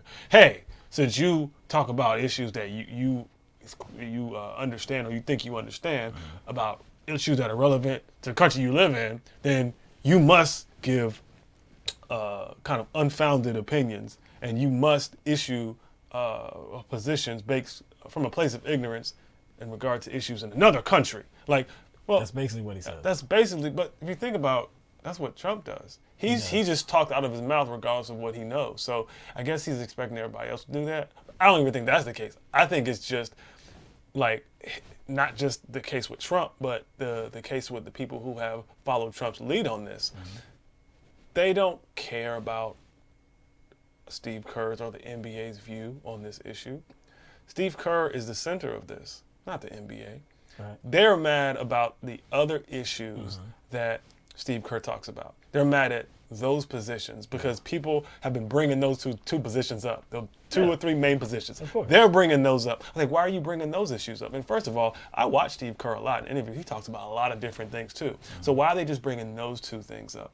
They're just kind of criticizing him on this issue as a proxy to kind of passively express their grievance about those other issues Steve Kerr talks about. One, his relationship with Trump and how he doesn't really respect Trump, and Golden State as well. team he coaches. So, But you said something interesting, though, about President Trump. You said that what President Trump does is exactly what he wanted somebody like Steve Kerr to do. President Trump talks out of both sides of his mouth. He talks with ignorance when he's not really informed about the issues, right? But did he do that here? No, he did not. The question to him was, do you think it was okay for China to be pressuring the NBA like they have been? He said that Steve Kerr was acting so scared and couldn't say anything about it. He was just shaking, right? But he said, actually, he passed on the question. He didn't even answer the question. And then the reporter had to ask it of him again. And then Trump responded, well, they have to work out their own situation. That's not an answer. that's not an answer. Somebody was asking for your opinion on the matter. Is it appropriate? And you just passed. And see, here's the thing. Isn't that what Steve Kerr did? Because he doesn't know. He doesn't know how to answer that question intelligently. But see, if Steve Kerr would have initially said something, and he initially offered like maybe kind of a nugget of any kind of opinion, and then he was asked about it, and then he was tight-lipped, then that would have been like, oh, like what was that about? Yeah. That would have made sense for Trump to have that position. But here you have Trump being all like boastful about like, oh, look at these weenies over here. Look at this big weenie, this little guy, Kerr. And so once you go there, you then have to back that up. You can't just say, well, we'll let them work that out. Yeah. So it seemed like he was the one who shied away from a question. Why didn't you speak up? Exactly. Now, okay, so like I said, there's been a lot of controversy in China, like I said. There was an incident where Houston Rockets players, notably the two stars of the team, Harden and James Harden and Russell Westbrook, they were fielding questions, and a reporter tried to ask him about this particular situation, and you'll see how it got shut down. Hi, Christina McFarlane, CNN. The NBA has always been a league that prides itself on its player and its coaches being able to speak out openly about political and societal affairs. I just wonder, after the events of this week and the fallout we've seen, whether you would both feel differently about speaking out in that way in future. Excuse me, we're taking basketball questions only. It's a legitimate question. This is an event that's happened this week during the NBA. It's been answered. We're taking basketball. This particular question has not been answered. James. Any other questions? Gentleman in front. See, now look. That's a bad look. It is a bad look. That was somebody off camera that was obviously from the NBA, and she was trying to shut down any kind of questions about this whole censoring issue or just even the controversy surrounding China and the NBA and that relationship, the Houston Rockets, any of that. I understand. I can say that I understand where the NBA doesn't want to add more fuel to this fire. I definitely can understand that. But it's still a bad look that you don't want your players to say anything. But see, it actually gives credence to what Steve Kerr said. Yes. Is that like no coaches or players were instructed to kind of like say something like a script. Because if that was the case, they would be taking questions. They would. So it doesn't look like the NBA was like, hey guys, coaches, players, the organizations, say this or don't say that. So that kind of gives credence to what, to me, it gives credence to what Steve Kerr said, and that the NBA wasn't like issuing some sort of like talking points for the players. And so don't say that. Yeah. And again, like even without that, like I'm thinking, what do most of these players even know about the situation in the first place? That's true. So I have no problem with the question, but I have a problem with the expectation. And so if you're trying to compare or you're trying to like provide some sort of analogy or comparison between maybe players being outspoken on specific issues, and then, trying to see how they can reconcile that. Well, a lot of those issues are very specific. It's not like we have NBA players who are just like kind of offering their opinion on all kinds of issues all the time. It's usually like specific things, I guess, and it's specific things that they feel that they can like comment on, coming from a place of experience or coming from a place of knowledge. So it's not like, I guess, NBA players or the NBA in general is just always out there like, we this and this. Like, it's, I just. The only thing about this particular question, though, was that it wasn't so specific about, I guess, the history of Hong Kong or the protesters or China. It was really about, hey, is there going to be some type of change in the way you respond or the things that maybe you can say or this and that? And you would think that, maybe players could say that, well, hold on, no, I mean, I'm still able, this is the NBA, I've been able to say what I want to, I have this platform, I have a microphone, I can say what I want to, nobody's telling me that I can't talk or can't say this or that.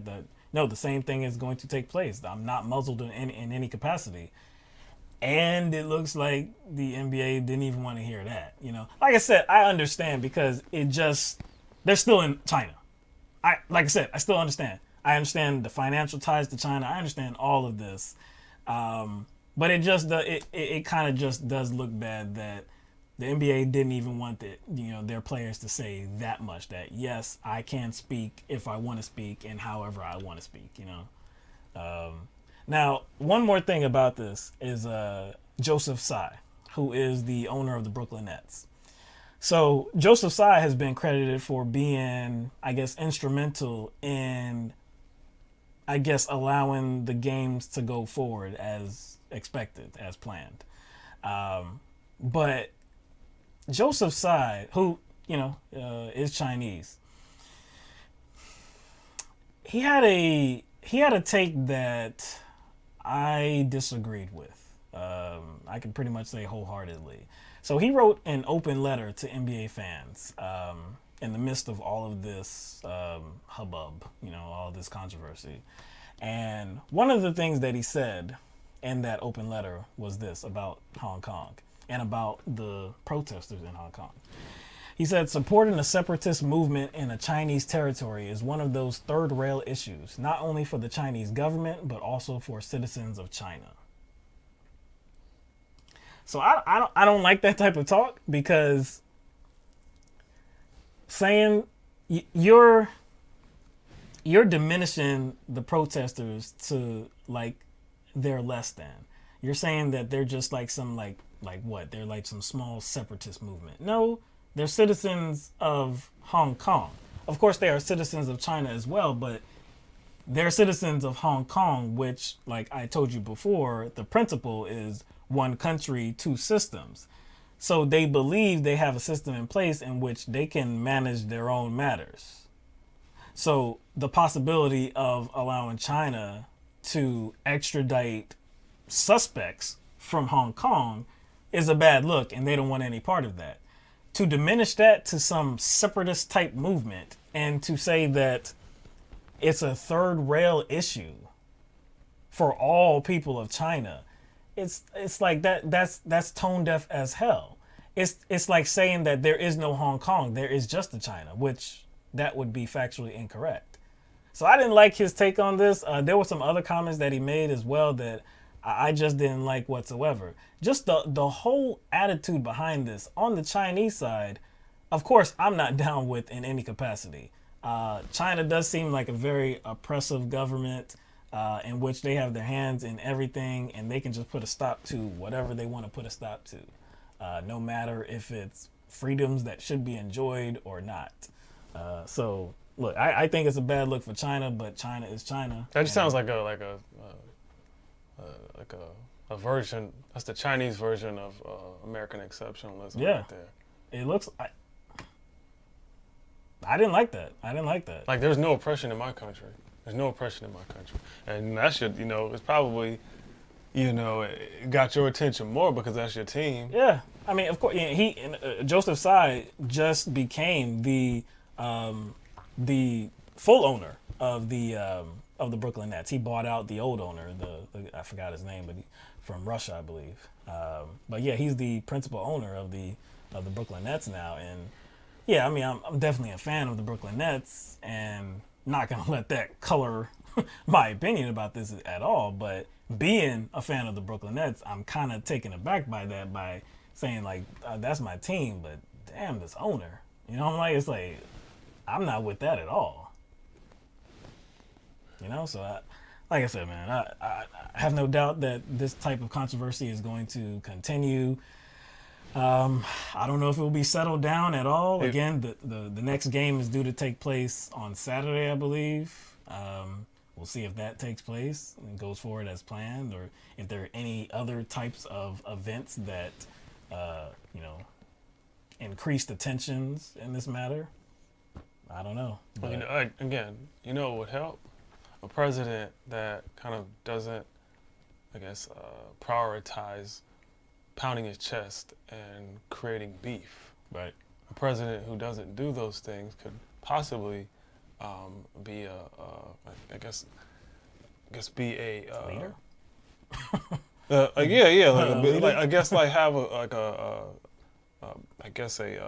kind of a coalition factor to him. Right. But I mean, I don't think he has that trait anyway. Because all he is about starting beef. Like, he could actually step in front of this, but all he wants to do is just be like, look at Steve Kerr. Steve Kerr. He's a little guy. So weak. So weak. We'll let them deal with it. I was so like, scared. I'm like, dude, this has to do with a large corporation within the United States. Yes. And a U.S. corporation. And a superpower. I was like, and you're the president, and that's your reaction? I'm like, wow. Like, it's not hard to say that, China is behaving inappropriately. Like, they're going way too damn far. This was one guy's comments. Of course he has freedom of expression. If he wants to say whatever the hell he wants to say, he can say it. If you don't like what he has to say, fine. But he didn't specifically mention China or, like I said, the chief executive of Hong Kong, that I guess is very pro-Chinese, and not so pro-Hong Kong, it doesn't look like. But still, he didn't specifically mention any of that. He just said, I'm standing with the protesters, stand with the protesters, stand up for democracy, stand up for freedom. That's essentially what he said. And China has this ridiculous reaction that the president of the United States, instead of mocking a coach that doesn't really have anything to do with it, you should probably lend your voice to what is right and say that, no, we can't stand for this. No. No, we got the NBA's back, no doubt. We're not going to stand for the Chinese trying to pressure the NBA to do or say whatever they want to. No, that's not how we're going to, no. That's just not what we're going to accept. You would have got a lot of credit from me. I don't even support President Trump. But you would have got a lot of credit from me if you took that route. True that, and considering that Trump is calling out coaches and just calling out people who are afraid to talk against or speak out against China, I wonder how he feels about the NFL and all the owners that kind of kowtow to him and kind of submit to him because of his position. Are they small men? Are they weaklings too? Yeah. It's ridiculous, man. All in all, though, but China is doing too much. China is definitely doing too much, and eventually, the NBA. I understand the hesitancy right now. Like I said, I think they should be afforded a little bit of leeway, even though, like I said, that first statement from Commissioner Silver was very unimpressive. But eventually, they are going to have to take a stand, and it could impact the financial interest. Like I said, there's this long cultivated relationship between China and the NBA, and there's billions of dollars that are at play here. But still, it's going to come down to who do you want to be? It's going to come down to, are you just going to just bow down to China and just be acceptive of what they have to say and acceptive of what they have to do? Yeah. Well, I do think you have to make a decision. And again, there's even another angle that I wasn't even thinking about at first when it comes to Trump's response. I didn't even think about it like this initially, but it's just kind of popped in my head. But it's projection, because we're talking about China, right? Because what's China doing to his ass? See, it's projection. Yeah. Oh, he's weak. He can't deal with China. It's essentially like I can't. It's projection. All right, so what we're going to do is we're going to open it up for callers now. We would love to hear from you. The number to call in to LTMB Live is 669-900-6833. Again, that's 669-900-6833. Please call in. First-time callers, multiple-time callers. Like I said, if you have a comment or a question, please feel free to join this conversation. And we'll be sure to get you on.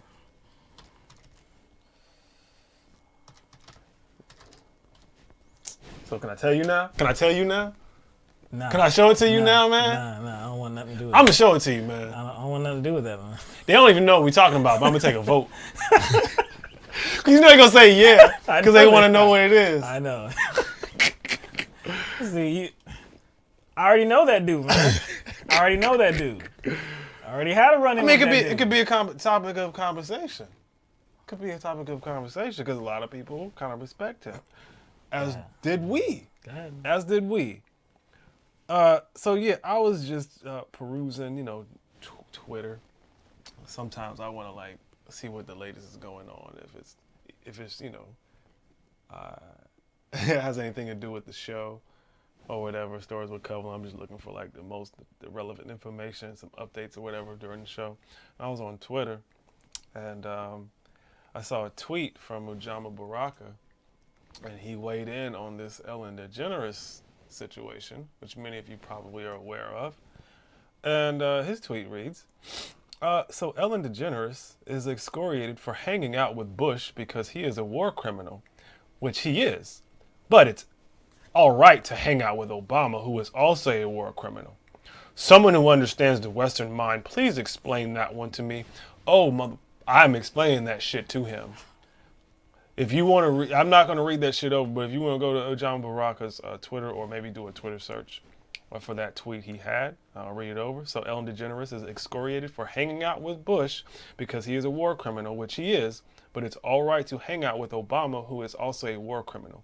Someone who understands the Western mind, please explain that one to me.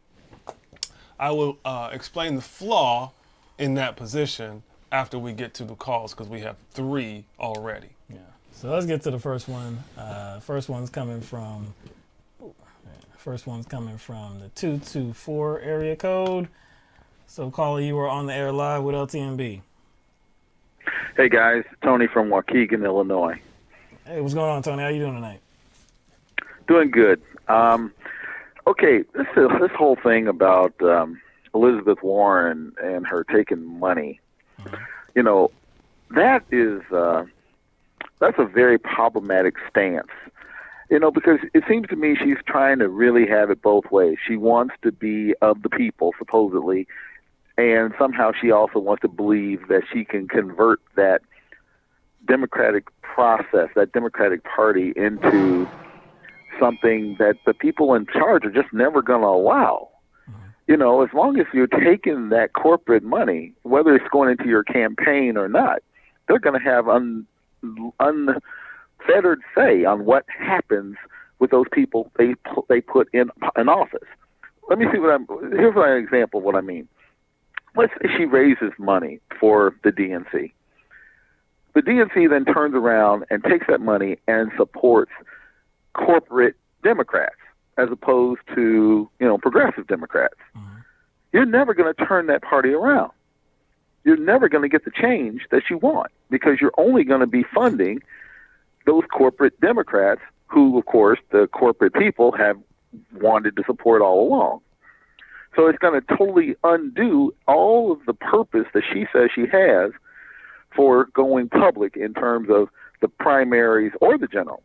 It doesn't matter. As long as you have that corporate cash in the system, it's going to be perverted.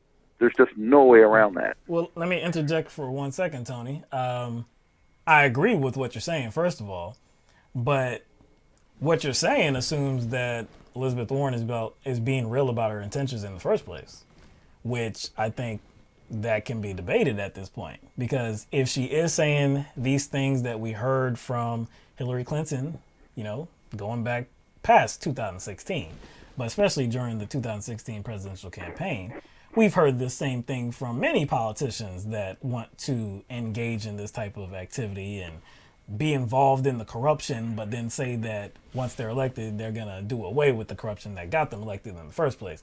Again, I question how real Elizabeth Warren is to begin with. She says that she wants all of these progressive changes to take place to be implemented in the United States of America. But if she has a position like this, I don't. Yeah, she doesn't come across as being sincere.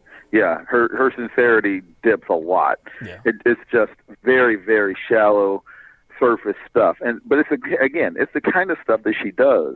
Yeah. I mean, it's just like this Medicare for all thing. Bernie means it. He means it. Balls to bones. He means it. Right. She, on the other hand, oh no, it's just a framework. Oh no one's going to have to pay higher taxes or anything else. She can't handle even softball questions about this kind of stuff.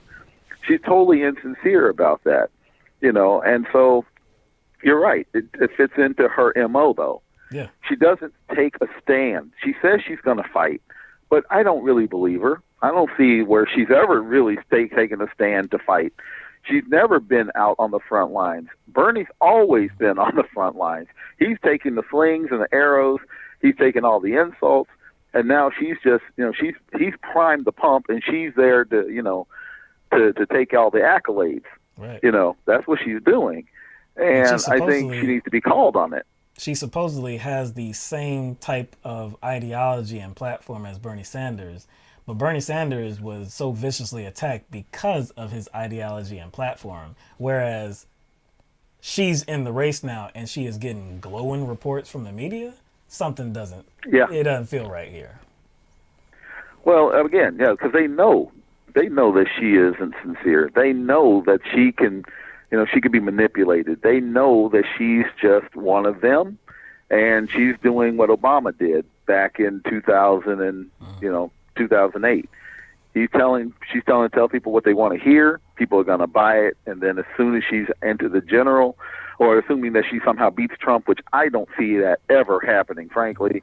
But if she were to somehow beat Trump, she gets into office. And it's going to be, we just have to extend the ACA, by another 5%. This will be the best we can possibly do. And, and then everything else just continues on like it's always continued, because the revolution is not going to happen with her. It's just not going to happen. Nope. I agree with that, man. That was a good association you made, too. Really, usually, or lately, I've been kind of comparing Elizabeth Warren to Hillary Clinton, but going back to Barack Obama, that is a better explanation. That's why I kind of go away from calling Elizabeth Warren 2.0. Yeah, I mean Elizabeth Warren, Hillary Clinton 2.0, because it's always stuck in there. That's why I don't like that, because it does seem like she's more about Obama, especially if you look at like the rhetoric that's being used and how she's trying to galvanize support and what type of policy positions she has, just the language she is using. And actually, like, she's almost doing the exact same thing, considering that Barack Obama brought up Hillary Clinton's record the same way that Elizabeth Warren has. Like her becoming a senator and what that meant for her, and how that altered how she saw things, and how that altered who she altered her circle of influence. Barack Obama brought attention to that too, and we have video of Elizabeth Warren. Yeah, you're absolutely right about that. You're absolutely right about that. But what's different about her and Barack Obama is Barack Obama downplayed his minority status. He played that down a lot. He didn't want to bring attention to it. Right. She's trying to be a minority in every way she could, whether it's the Pocahontas thing. She's been discriminated against supposedly as when she was a teacher for 1 year. For 1 year. In that interview she did, where she actually comes clean and she says, well, I was taking graduate school classes to be a teacher, and then I got into it and I realized, this isn't going to work for me. I wonder what it was exactly that says it wasn't going to work for her. What exactly was that? Was it just the fact that it meant a lot of work? Did it mean it wasn't prestigious enough? Was it just not worth the returns? What was it? Because it's pretty clear to me that she probably had other options too. She decided to go on to law school. So I'd kind of be interested to follow up on that line of thinking. I'm a teacher. I've been doing this job for 27 years. And I'd love to know exactly what it is that made going to graduate school and not worth it to her. Why was it not going to work out? I'd like to see somebody ask that question and see what she says and watch her hem and haw. I guarantee you she hems and haws. But she's a disingenuous candidate. And I think, honestly, that for people who are looking at her saying, oh, well, she's the same thing as Bernie Sanders, they're way off. Bernie's been out there from the beginning, absolutely the beginning. He's been out there all by himself. Back in 2016, he was, he was begging her to run, and she wouldn't run. Yeah. She didn't have the guts to do it, so he did it. He built the infrastructure, he built the movement, and now she's trying to co-opt it. She's trying to kill it, frankly. That's what it sounds like to me. She's trying to kill it. She says, yeah, we're going to do all this stuff, but the minute you go and you bring in all that corporate money, and it's going to wash all that out. It's going to bring the movement Bernie's trying to build to an end. She's the stopper of Bernie Sanders movement, and the corporate Democrats, they know it. Yeah. That's why they're supporting her. That's why they are letting her go. She is the Carmelo Anthony. I knew you were going to do that. I knew you were going to do that. He is the Carmelo Anthony of politicians, or against or of movements, progressive movements. Carmelo Anthony, the ball stopper. But yeah, no, your points are well taken, Tony. We agree that she's not the. First of all, I don't buy into the idea that she's a progressive, and I just don't believe that she's anything like Bernie Sanders. She's not the best candidate, and I think she is trouble, and I think she is going to be, if she is the candidate for the Democratic Party, if she ultimately does beat Trump, what we will see in a Elizabeth Warren presidency is not what people are expecting. So we appreciate your comments, Tony. Thank you very much. Thanks a lot, guys. Take care. Bye, guys. All right. So we're gonna go to 508 area code. You are on the air live with LTMB. Hello. You guys hear me? Yep, we can hear me. Hey, this is the L train. Who? L train. L train. L train. Hold on. What's going on? Have we ever taken a call from I L don't think we've ever taken a call from the L train. The one and only L train. Absolutely. What's up, man? Not much. I don't want to take up too much of your time. I did want to touch on the whole NBA and China situation. I agree. I feel like I think the NBA is just getting like the short end of the stick. And I feel like the reason why that China could, dictate, terms to them is because there's been precedent in history of American companies, self-censoring themselves and, apologizing to appease to China.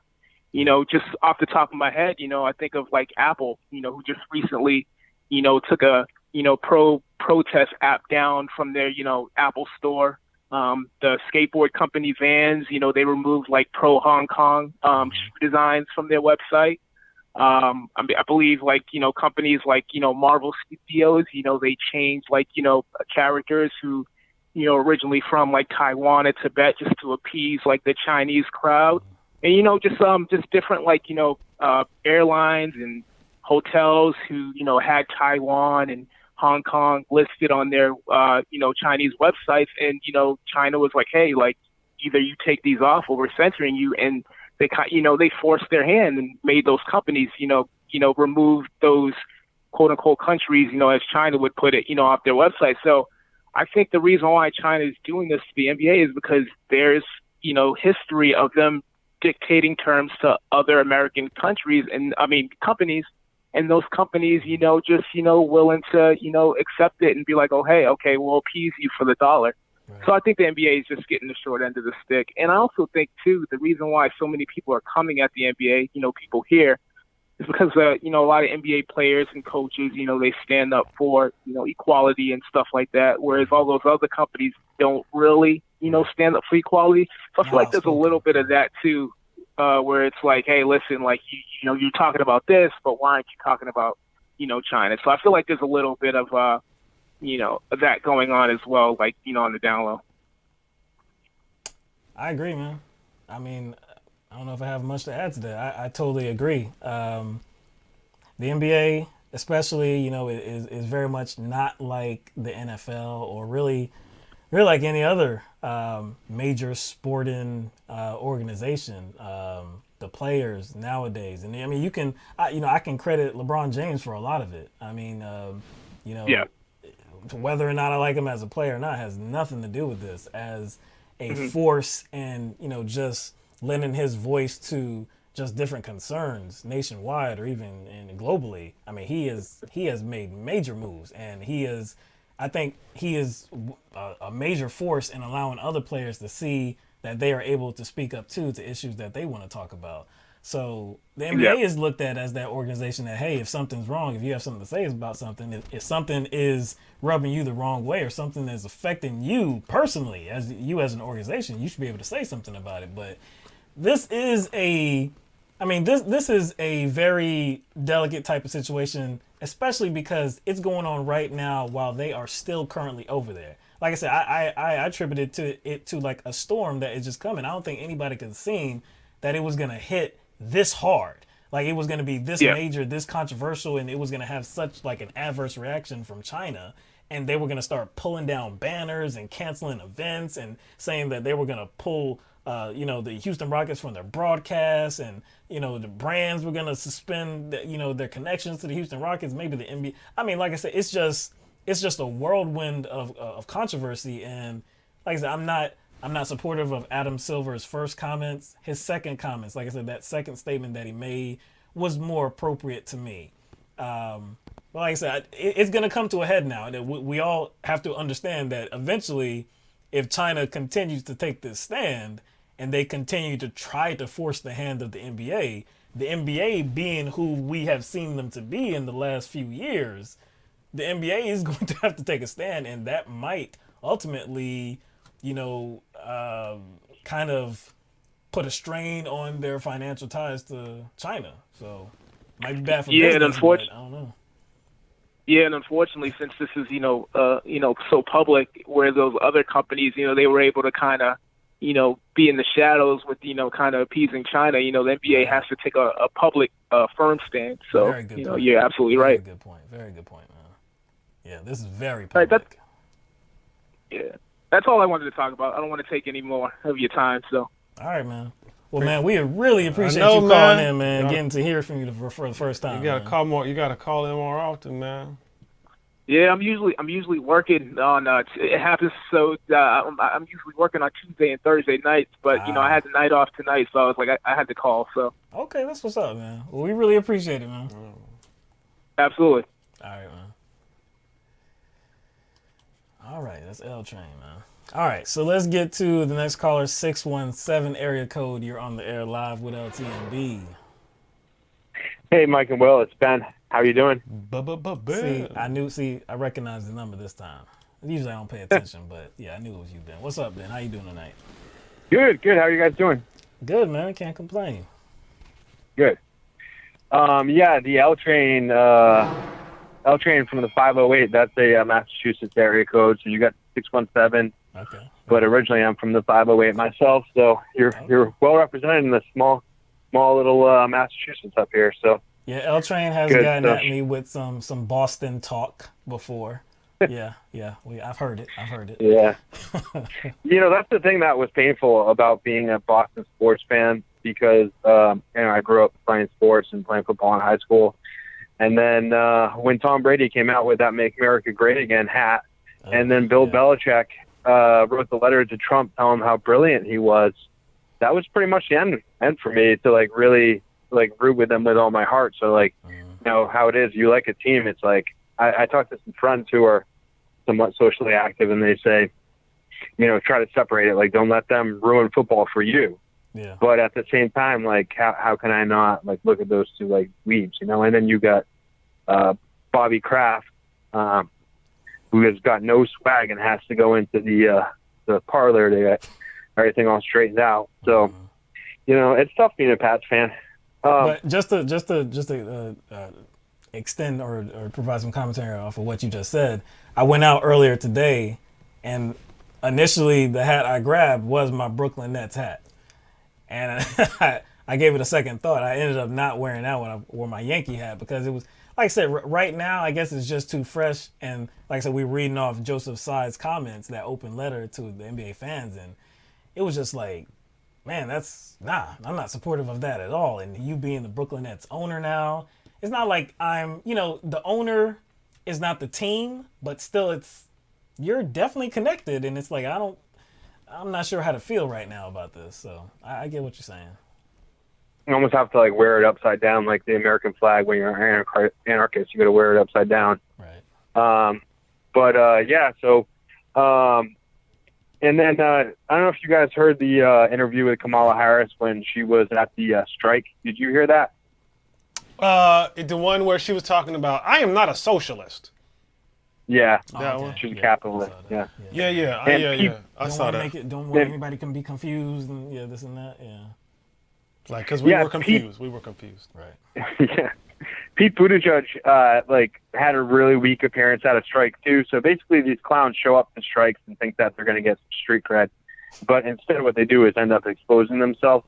So Pete Buttigieg just didn't know how to talk to a striking worker. He doesn't know what solidarity is. He doesn't know what class warfare is. The guy's a moron.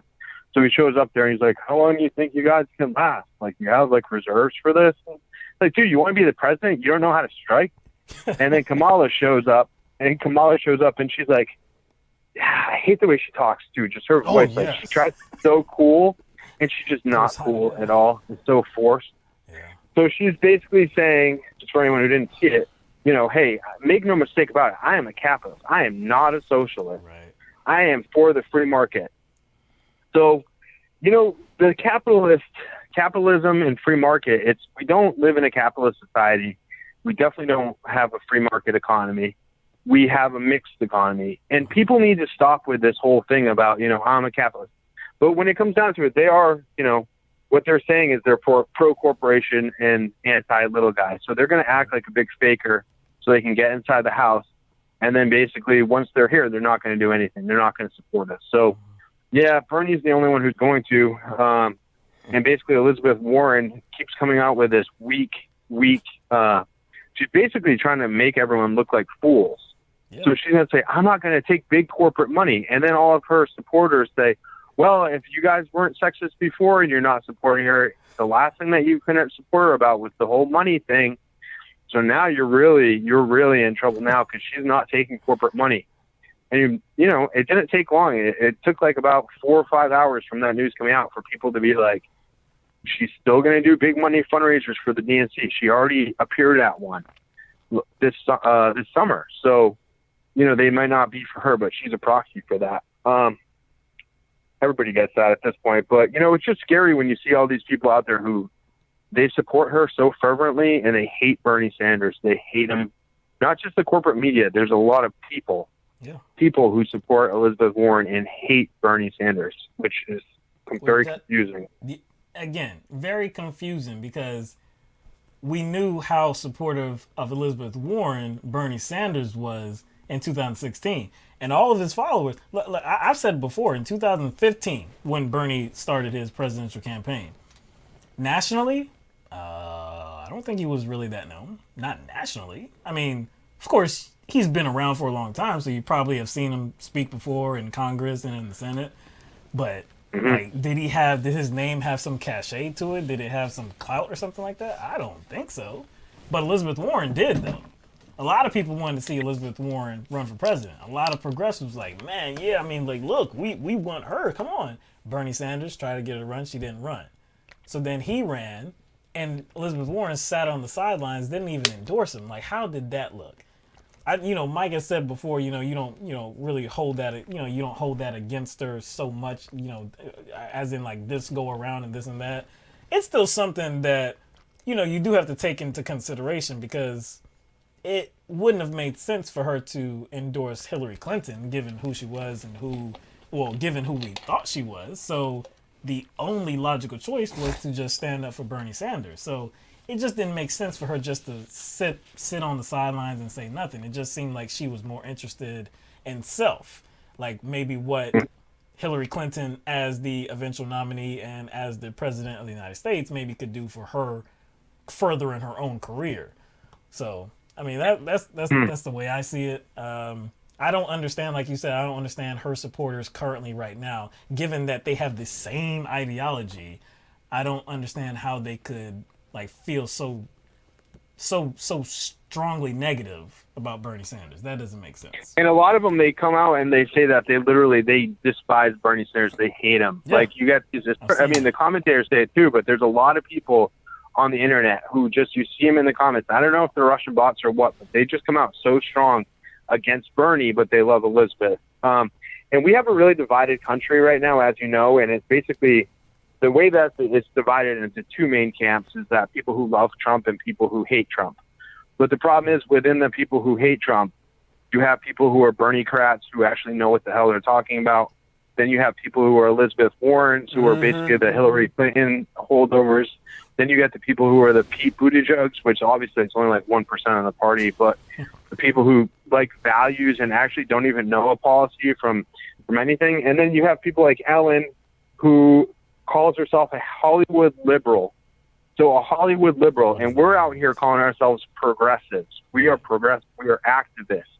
So when you want to call yourself a liberal, well, instead of a progressive, just think about Ellen and ask yourself, are you closer to I know you call yourself a progressive, but right. Hollywood, she goes, geez, isn't that funny? I'm a Hollywood liberal and I'm hanging out with Bush. So then she goes on to scold her audience and she says, when I said to be nice, I meant to be nice to everyone. It sounds like a mother or a father talking to their sixth grade kid. Like, when I said be nice, I meant be nice to everyone on the playground. Like, we're talking about a war crime, like a criminal. And next is going to be what? Donald Trump, where you could say that about Harvey Weinstein. Right. And now I see all these people sharing memes, Way to go, Ellen. Way to go, Ellen. So, yes, we are divided into those who love Trump and those who hate Trump. But then within that, you have people who support Ellen DeGeneres and think it's cool to hang out with Bush. And then you have people who are like, I had to just silence one person who was basically saying I wasn't left enough because I was going to vote for Biden if he was the party's nominee, which at this point, I'm probably going to have to. But if that's what it comes down to. But so it's still a struggle. Well, I mean, nobody expected Ellen DeGeneres to hit George Bush over the head.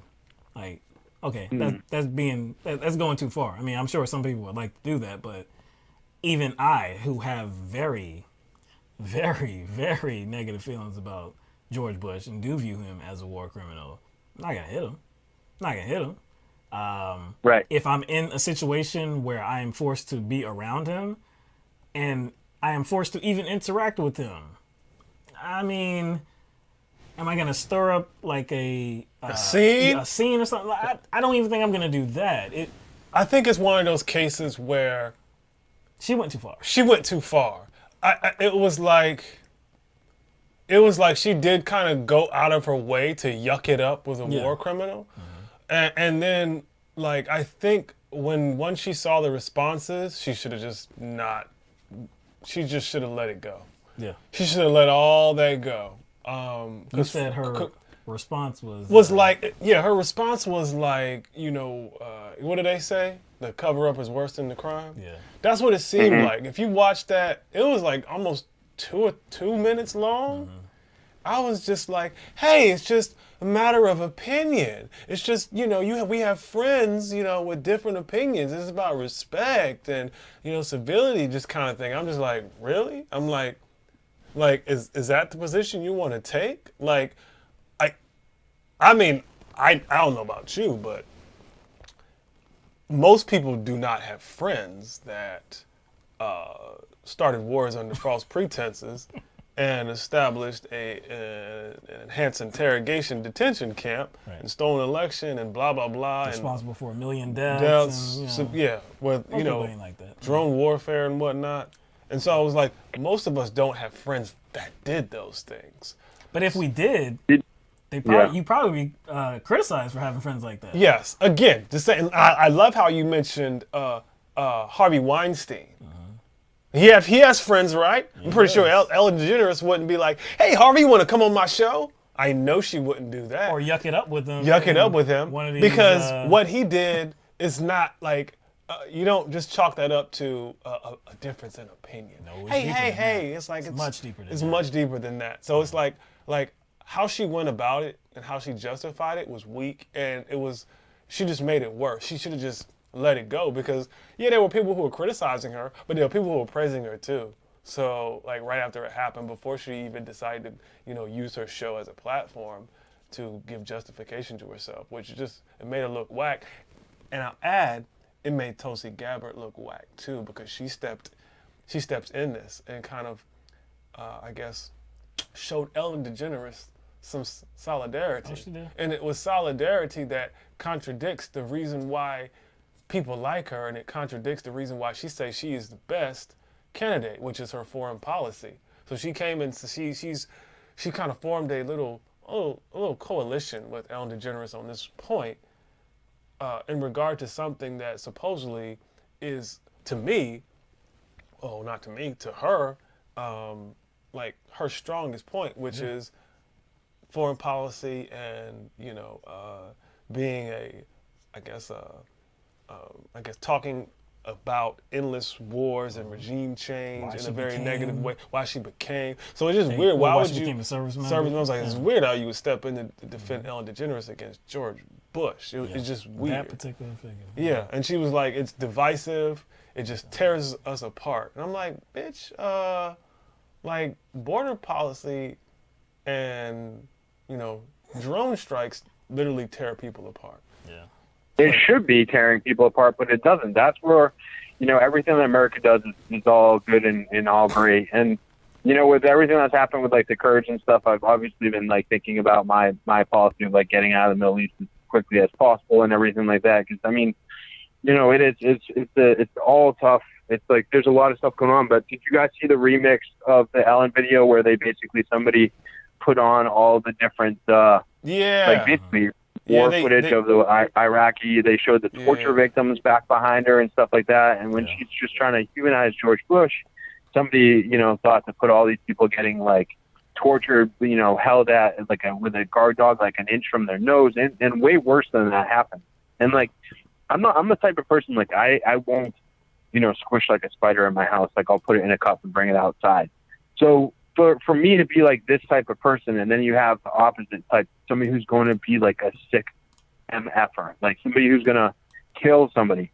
And like, I've always had like a mixed thing because I grew up being so like patriotic and like proud of soldiers and stuff. But like you look at somebody like Pete Buttigieg, who like, in respect to like the soldiers who joined for the right reason, but like, why did he join the military in 2017? And I hate to like say that because I always have been a patriotic and like support the troops. But like when you know what we're doing over there, what's the incentive? Unless you're like dirt poor, and which I get people are, but what is Pete Buttigieg doing in 2017 joining the service? Yeah, I don't know. I mean, it's a good question, and and I know it's a tough thing because like we all grew up right and respect the troops, and like and I do respect the troops, especially like just naturally, but.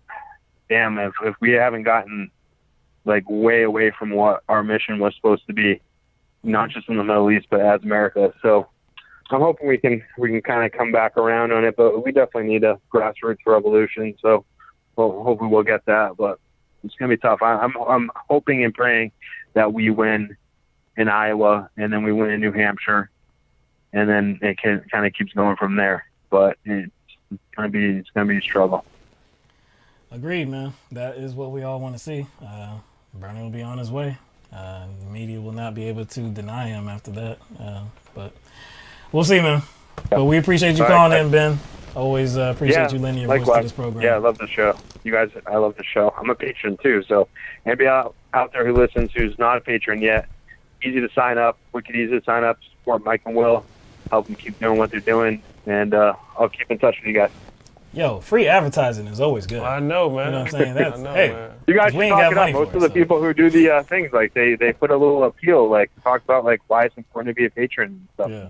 You guys deserve to say a little bit more because you really are very selfless. Never self-promote like in that way, but I think you should like work on your pitch a little bit and kind of let people know to sign up, and it's easy to do. So I did it, and I've been happy being a patron. So yeah, appreciate you guys. That is good advice, man. Yeah, man, we appreciate you, bro. All right, guys, take care. All right, you too, man. Later. All right, we have one more caller, and that is from the 301 area code. We got about 6 minutes left. Caller, you are on the air live with LTMB. Hey, fellas, thank you for taking my calls. Rashid here from PG Country. Rashid, man, what's up, man? Yeah, man. Oh man, it's just like, you know, I thought that Ellen DeGeneres stuff was crazy too, because like I watch other YouTubers and other folks and a lot of stuff on Twitter and Facebook and Instagram and stuff. Everybody was clowning her, you know, rightfully so, because honest to God, I mean, like, you know, like at some point, you know, you understand, like, okay, she is worth $500 million, right? 500 mil. So it's like, all right, you know what? Your morals are out the window, because you don't gain that type of money by just saying, oh, well, you know what? I'm going to be a good person and pay everybody respectfully, and, you know, and just make good business move and not make investments in, like, you know, things that make you tons of money.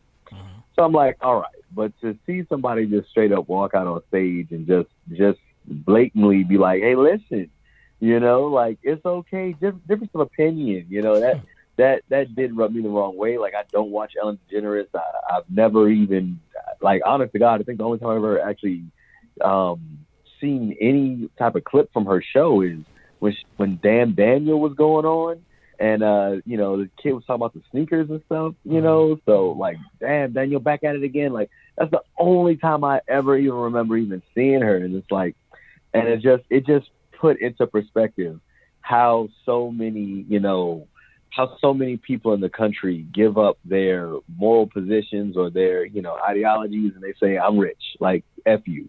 Yep. You know, so like George Bush, you know, he was trying to make a constitutional amendment to make it so gay people, you know, could not exist. You know, like, oh, you can't get married, you don't get rights, you don't get the ability to work. Right. You know, right now, Tulsi Gabbard is introducing the Equality Act. You know, I'm not going to lie to you, like, I myself, you know, I'm a very avid follower of politics, but, you know, a lot of the stuff that these people are doing is just underhanded and sneaky, and it's like, all right, you know, like, you know, good on Tulsi Gabbard for introducing rights, because everyone deserves their rights.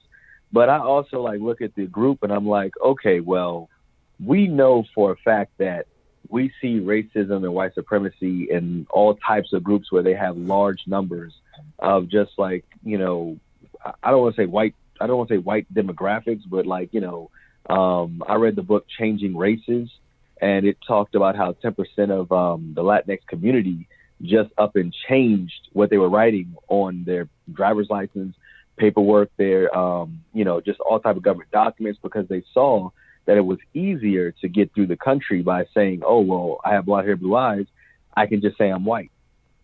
And we saw from the voting data from when Trump jumped into office that, you know, those same groups, you know, when you break down groups by race and what people are claiming, you see that the people who are saying they're white, you know, they voted for Trump, like, you know, 70-30 splits, right?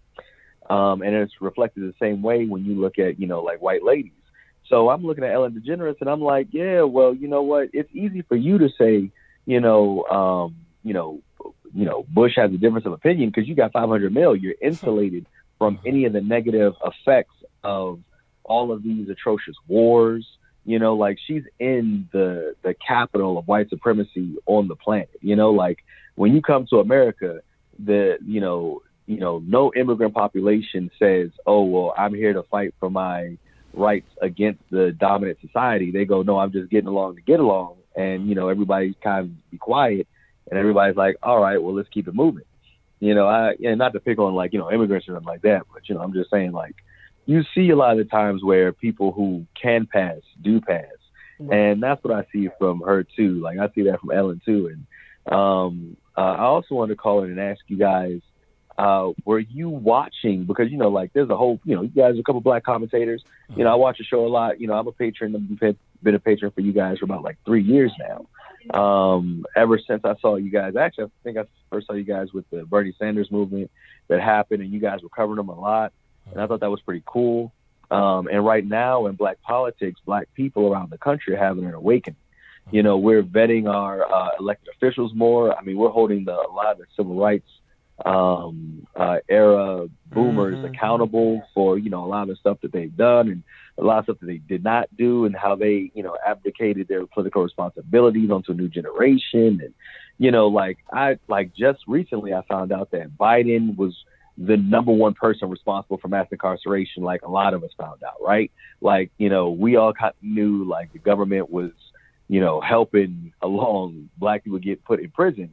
But it's like out of nowhere, it's like, hold up, like how is this guy being supported by black people if he literally gave like a 20-minute speech talking about, you know, how black guys are going to hit their white women over the head with lead pipes or their son or something like that. And his son did some of the most grimiest stuff like you could do. Like he got kicked out the military.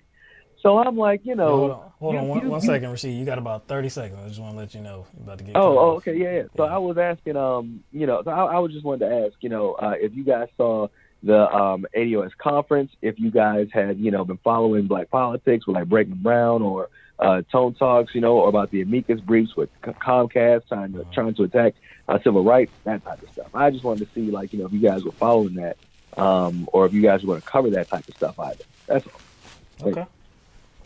All right. Well, yep. Cut you off. I'm glad you got that out though. Like I said, I just wanted to let you know that because I saw the clock ticking down. But yo, we appreciate you calling in, Rasheed, and appreciate your analysis and asking us that questions about ADOS. And you know, that's not something that we haven't talked about that in a little while actually. So. I mean, I follow Tone Talks and I do follow Yvette Carnell and Breaking Brown, but that's kind of like where, you know, my exposure to ADOS begins and ends. I mean, I dabbled in a, you know, it's a few things here and there, but as far as like, kind of like, I guess planting my feet somewhere, yeah, it's kind of been limited to kind of a few figures. Yeah, I would say the same thing. And actually, you know, it's probably within the last 2 or 3 years. Like, I've just kind of following the data that he offers. Kind of opened things up for me as far as like giving me a better perspective on like actual wealth disparities between groups. It's kind of like, obviously I'm not going to just think of this in terms of ADOS and think of it in terms of like, you know, the economic disparities that black people face, which is relevant, but it does give me a broader perspective of, you know, like the economic system in general. It's just that when we're talking about black people, we're talking about the kind of that in the extreme. You know what I'm saying? I think when you dive into stuff like that, I wouldn't say that it's surprising, but it's still eye-opening. But as far as like Ellen DeGeneres and how her identity plays into this, when you're talking about it in regards to white supremacy, I think probably another important angle to kind of see that as is Ellen DeGeneres showing George Bush. This goes without saying. This goes without them saying it, but that's class solidarity right there. That's more class solidarity. She doesn't see it as that. She doesn't see it as that, but that's exactly what that is because she's in that club. Yeah, of course. She's in that club. She's in the press box. She's in the press box, literally. Yeah. She's in the clubhouse. Yeah. So, yeah, I mean, and you know, and quite frankly, at the end of the day, that's going to override all of her other, I guess, social justice inclinations. You know what I'm saying? Like when you say it's not just a disagreement, it's deeper than that. It wasn't about this, but I said I think I attributed it to maybe like Elizabeth. I can't remember when I talked about this or who I was talking about, but if if you and another person are two different candidates for office disagreed just on the issues of like taxation or something, maybe I did talk about this with Elizabeth Warren and Bernie Sanders because it was about their wealth tax plan. And so Elizabeth Warren's wealth tax plan, I believe, came out first, and then Bernie's came out after that. And Bernie's, I believe, goes farther. It does, and it's better, I believe. That's not to say and dismiss Elizabeth Warren's plan. I think both of them are actually they're good. They're both really good, but I think Bernie's, like I said, goes farther and is better. If I don't believe, again, I have to kind of preface this with saying I don't believe that Elizabeth Warren is an honest actor. But if I did have that belief that she was an honest actor, and you have two people that are just disagreeing on the way to push forward this country and really advocate for people that don't really have a voice, don't really have a power, don't really have any power. And she thinks it's maybe I guess you could say it's more conservative than what Bernie is trying to do. If it's just on the issues like that, then yeah, we can just disagree, and it's like, yeah, you can still be nice to her, you can still be cordial with her, civility, all of that, you can say the same things. It wouldn't be anything. Be nice. I could sit in a press box with her. I wouldn't have anything to say. Nothing negative to say, nobody would criticize me. But it's not just about that. It's about that George Bush was actually interested in and actually engaged in the activity of destroying lives. Destroying lives, killing lives off of some lives. That's not all the lives that he destroyed, of course, overseas. But still, over there, of course, he ended lives, ended American lives, ended Iraqi lives, Afghani lives, Afghan lives. And especially with Iraq, it was based on false pretenses. And we all knew that he knew. We knew. We had the suspicion that it was based off some phony shit. So we know that he knew. So that he did that. And ultimately he killed all those people. Because you don't have to hold the gun. You just have to put the plan into motion. So he killed all of those people. And you're just going to be nice to him because he's another person? He's the worst type of person. I'm not going to be nice to that at all. There's no reason to be nice to that type of person. Yeah, like I said, if he was right in front of me, would I strike him in the face? No. I wouldn't do that at all. Smack him with a bat or something like that? Yeah, I'd want to. But I wouldn't do that at all. You throw a shoe at him? He can duck, man. He's got some skills. I heard there was some people who named their kids after that dude who threw the shoe at Bush, man. Now, he's got some good reflexes, man. He's got some athletic talent. You saw the first pitch. He's got some athletic talent. Actually, he was ducking and he was smiling. He was. That's what I'm saying. He's got some reflexes, man. But still, I wouldn't do something like that, but I'm still not going to, like, if he talks to me, I'm definitely going to be like, why are you talking to me, dog? Like, you know who you are, right? It's going to be that type of, like, man, don't talk to me. I know who you are. I know what you've done. Don't talk to me. So, even given that situation where she is, like, this mega star and she's, Ellen DeGeneres and, of course people are going to maybe maybe have the camera on her, maybe want to see what the interaction is like between her and George Bush.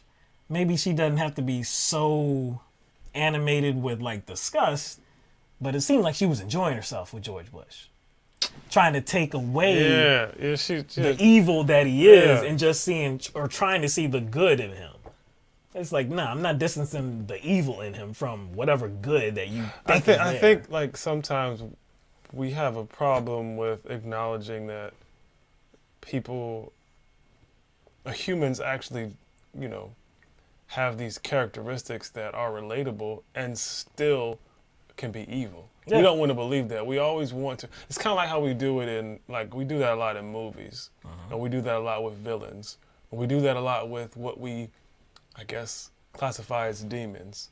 If you notice, like, a lot of the movies that, you know, are about good and evil, about demons and angels, like, the demons look very, physically just, appalling. Like, they look, it's like reprehensible. Reprehensible. A demon is always something with sharp teeth. Right. Something that looks scary. So we always want to associate evil or scary or bad things with things that superficially look evil, because that's just, I don't know why, that's what we do. And so we never want to, for some reason we don't want to believe that people like George Bush or Mitt Romney or Barack Obama or anybody else, any of these figures, Henry Kissinger, anybody, we kind of we don't want to believe that they have regular human traits and still can be evil. Yeah. Bush was always someone that was viewed as was personable. Someone you would like to share a beer with, right? Like there's a lot of people who go to bars and drink beers with people and have a good time, and they're horrible people. Horrible. So it's I don't know why people think those two things can't come together. Like, these people still have families, they have grandkids, they have children, they have, they go to cookouts, they eat hamburgers and French fries, and they, go to, birthday parties and weddings just like everybody else. They express the same emotions. They do the same exact thing. So it's like. But there's one aspect of this that is that is different than just responding to a regular person, and that is when it's somebody that has some kind of official capacity, like if it's a police officer, firefighter, an elected representative, something like that. Some people want to believe in the good in them. No matter what you read about or you see them do, you hear about, whatever, you want to believe. And movies, of course, try to portray this image. Like most movies, if there's a president of the United States, that president of the United States is trying to tackle corruption. The president of the United States is the good guy. And there's an assault on him and his administration or whatever. He's the good guy. And they focus on the things that make him human, which to me don't matter. Yeah. I'm like, no shit. Like, what is he not going to do? Like, he's a human. He's going to do human things. So that's not, to me, that's not special. So when they focus on that, whether it's with these, fictional characters in movies or TV shows, or with real, presidents and past presidents, to me, it doesn't make any sense. Why is it special that, you see him eating a piece of chicken? I don't know, man. Why is that even special? Because you just want to see them act like just a normal human being. But again, people treat them as if they're not just normal. When they put that cape on, whatever that cape is, if it is the shield of law enforcement, or like I said, fire department, or politician, these are roles that people have in their heads that they are interested in the betterment of society, the betterment of people. They're trying to advance the interests of regular people. And it's hard for a lot of people to get it in their heads that, man, these are human beings, the same old evil human beings you can see anywhere. So, I don't know, man. But, like I said, it's a good conversation to have. Rashid, we definitely do. What I am glad about is with ADOS is that it is out there and it's getting more coverage. You know what I'm saying? It definitely was.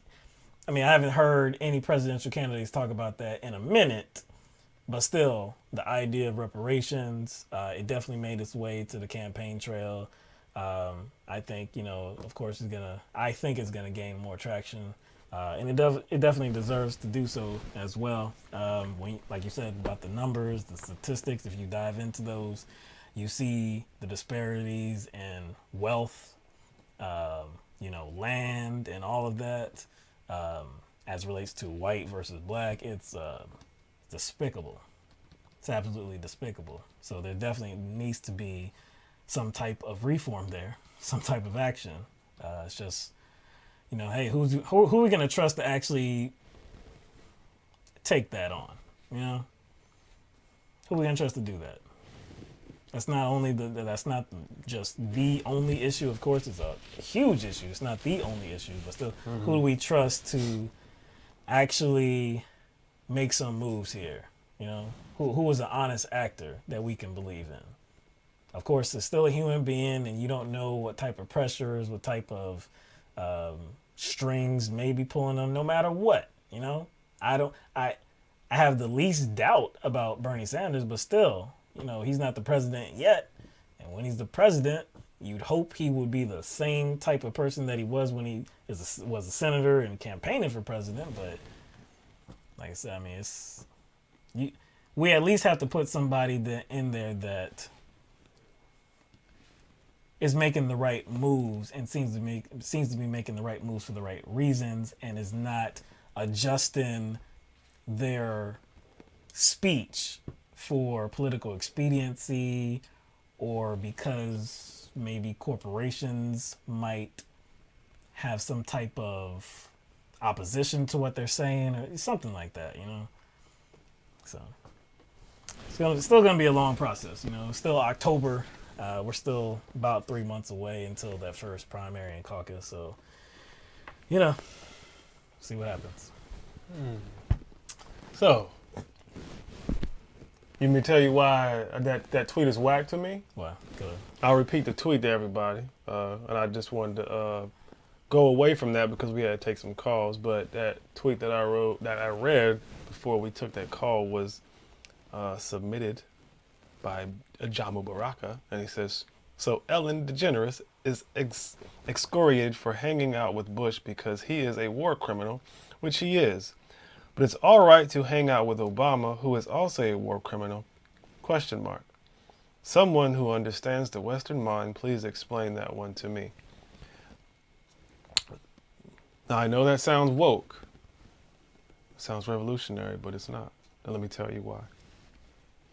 Because the people who excoriated Ellen are not the same people who give Obama a pass.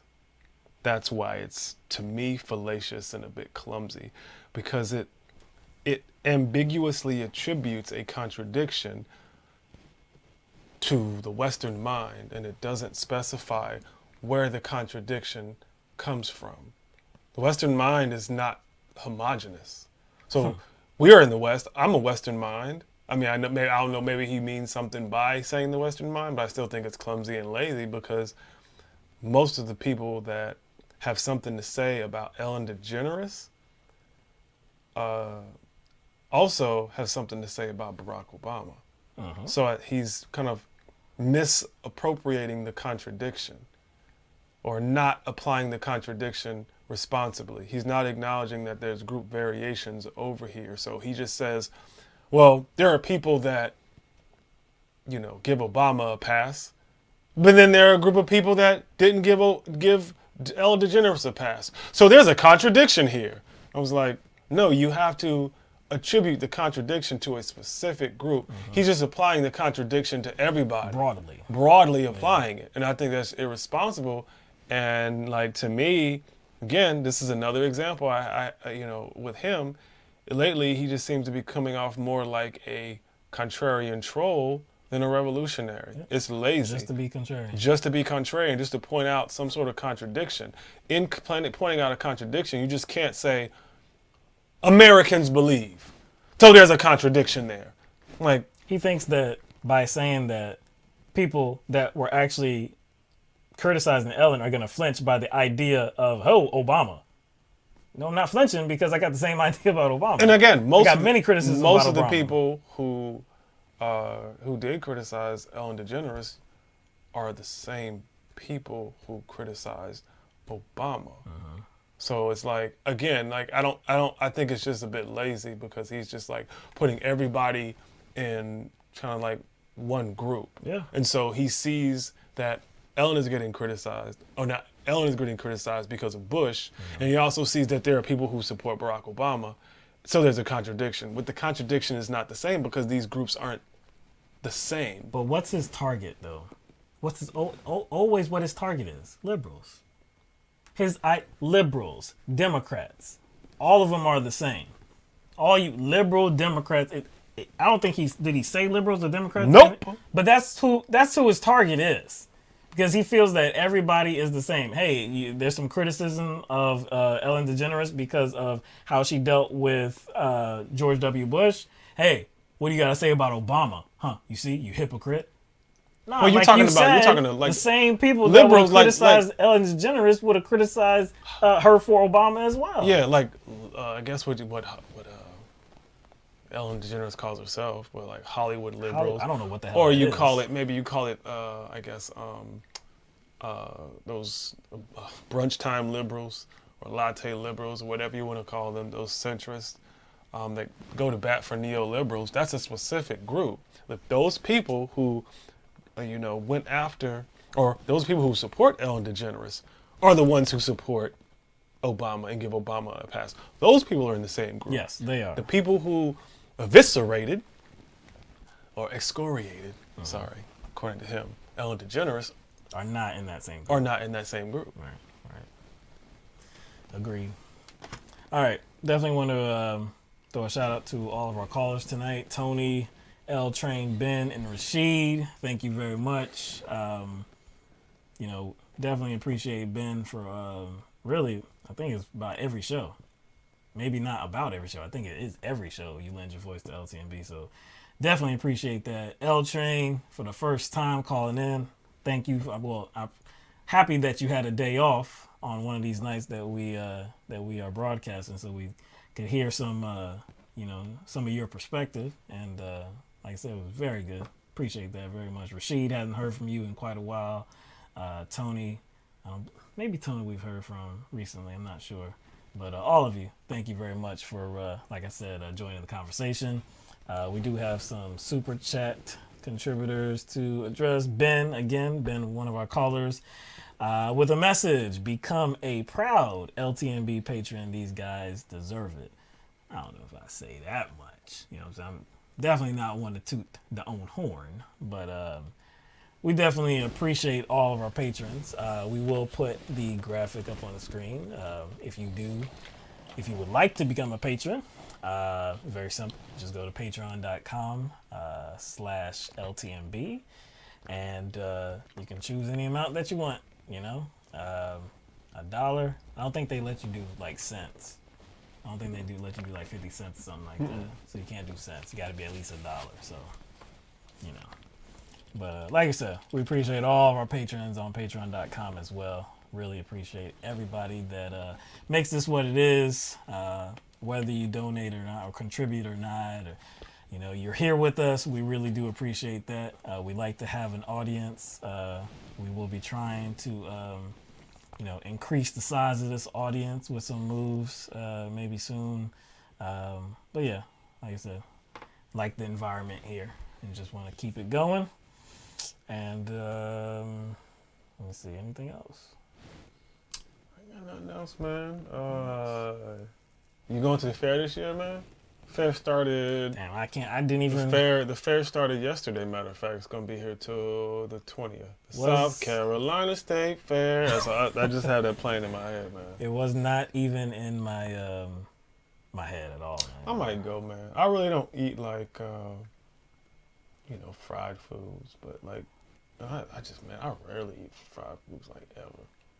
But I definitely usually take opportunity to go to the fair, maybe get like an elephant ear or like a funnel cake or something. That's like some very G-rated fried food compared to the stuff they offer, like fried Oreos and shit. But I have actually not. I don't have a sweet tooth like that. That's it. My mouth will just crumble immediately if I have anything that sweet. I have not been to the fair. I don't believe since I was probably a teenager, man. I do remember one time I went to the fair. There was gunshots. Oh, that time? I was not there for that. You weren't there for that. I heard about it, of course. Yeah, it was like, I swear, we was rolling deep. I never rolled this deep anywhere. Not to the club, not to the zoo, just not anywhere. We had like a group of like 20 people. Damn. I don't know, like, that it's hard to coordinate that. It's easier to coordinate that when you're younger, though. Mm-hmm. Like when you're like 20, 21, 22, it's easy to get people. Oh, no doubt. We was all together, right? Mm-hmm. And it was just all black people, right? Mm-hmm. We heard some gunshots.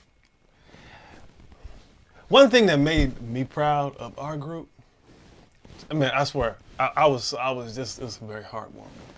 It was some pow, pow, pow, pow. Those were not firecrackers. We knew what they were. We saw all these people running. Like, everybody just started running. You know what we were like? We were like, none of us ran. And it was just amazing that none of us got separated. And we were like, first of all, I don't know where the direction came from. Yeah. I don't know what running is going to do. So we just watch everybody run and just go crazy and just run by. We just eating our food. And it was like, I mean, could you even tell where they were coming from? So you could have been running towards it. Could have been running towards it. Yeah. So all of us were just like. You have to be a little bit logical about this. Yeah, so we all was just like. Unless we know where it's coming from. Unless we know where it's coming from. So we all just kind of stood there. Yeah, I didn't read some of these super chats. Got distracted. Artificial Morphous Men with a message. We all need to remember that Bernie raised money from more individual donors than any other candidate in history ever. Keep up the good work, guys. No doubt, man. And he did it the grassroots way. He did not do it with big money donations. He did not do it with soliciting corporate donations. He didn't do it in these backroom meetings and these from these mega donors or anything like that. Somehow, some way, small donations was able to carry him all the way to the top of the leaderboard list. Calvin Darden, great show. We really appreciate that, Calvin. So we hope everybody has a good weekend. Damn, this week just flew by, really. The week just really flew by, man.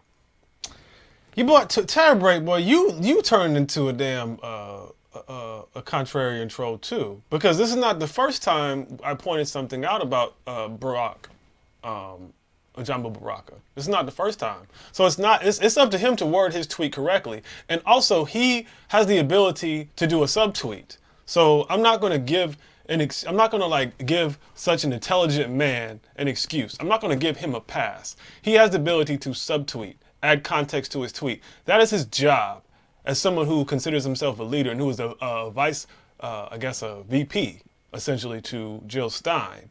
So it's like, I may not word my tweets correctly. You may not word your tweets correctly. I may not say the right words here on this show, but I have the ability to correct them. And if I'm somebody who is a prominent figure like a John Baraka, I need to be clear about my messages. And be clear about my messages. And if I'm not, I need to be able to kind of alter those messages so they can be clear. And based on the comment section, I can tell people are very confused, because people are not confused consciously, but based on the responses, I'm like, yeah, this was a lazy tweet.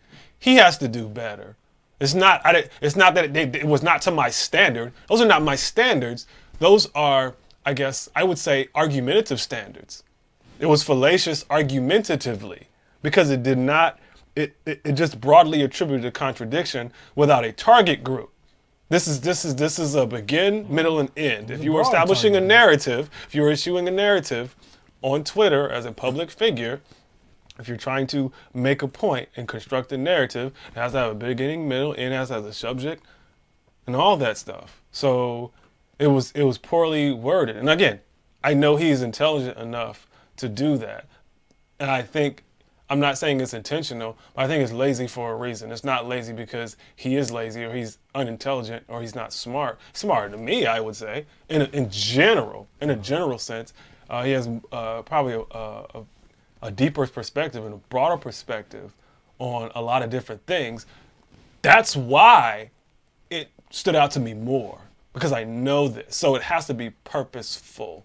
That's why I brought attention to it, because it's lazy. And I know he's better than that. So it has to be intentional. So yes, I'm saying it's suspect. And I'm saying that because I understand that even a man like him, somebody like I said, I respect, he's a human being. So just how we talked about George Bush and people who are on the wrong side of history, George Bush, Dick Cheney, Donald Rumsfeld, Obama, whatever. We talked about how they're human, right? And not being surprised that they have these human attributes and not like hoisting that up as being special. Well, guess what?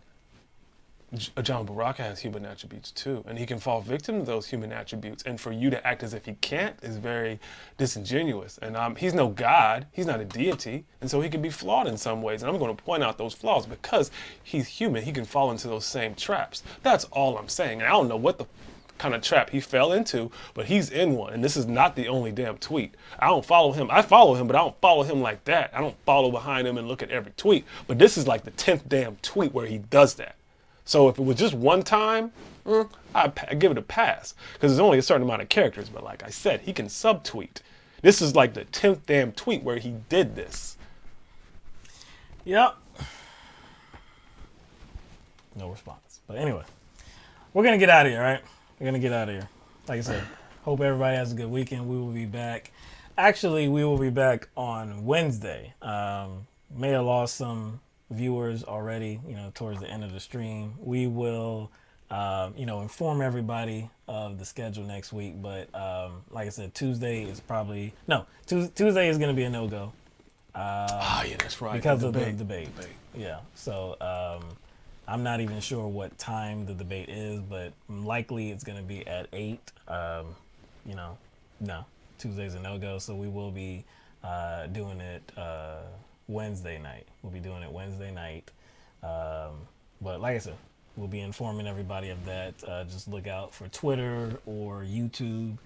Usually we don't post those type of messages on Facebook. At least we have not ever, I don't think. Oh man, Facebook. Yeah. Well, some people call it Faceboos. Yeah. I did put out a post about the show tonight. Just a test. See what happens. Didn't get a lot of traction. Whatever. But anyway, just look out for YouTube and on Twitter, and we'll let you know what's going to be happening. No show on Tuesday night, debate night, and we'll be back on Wednesday. So instead of 5 days, it'll be 6 days until you see us next.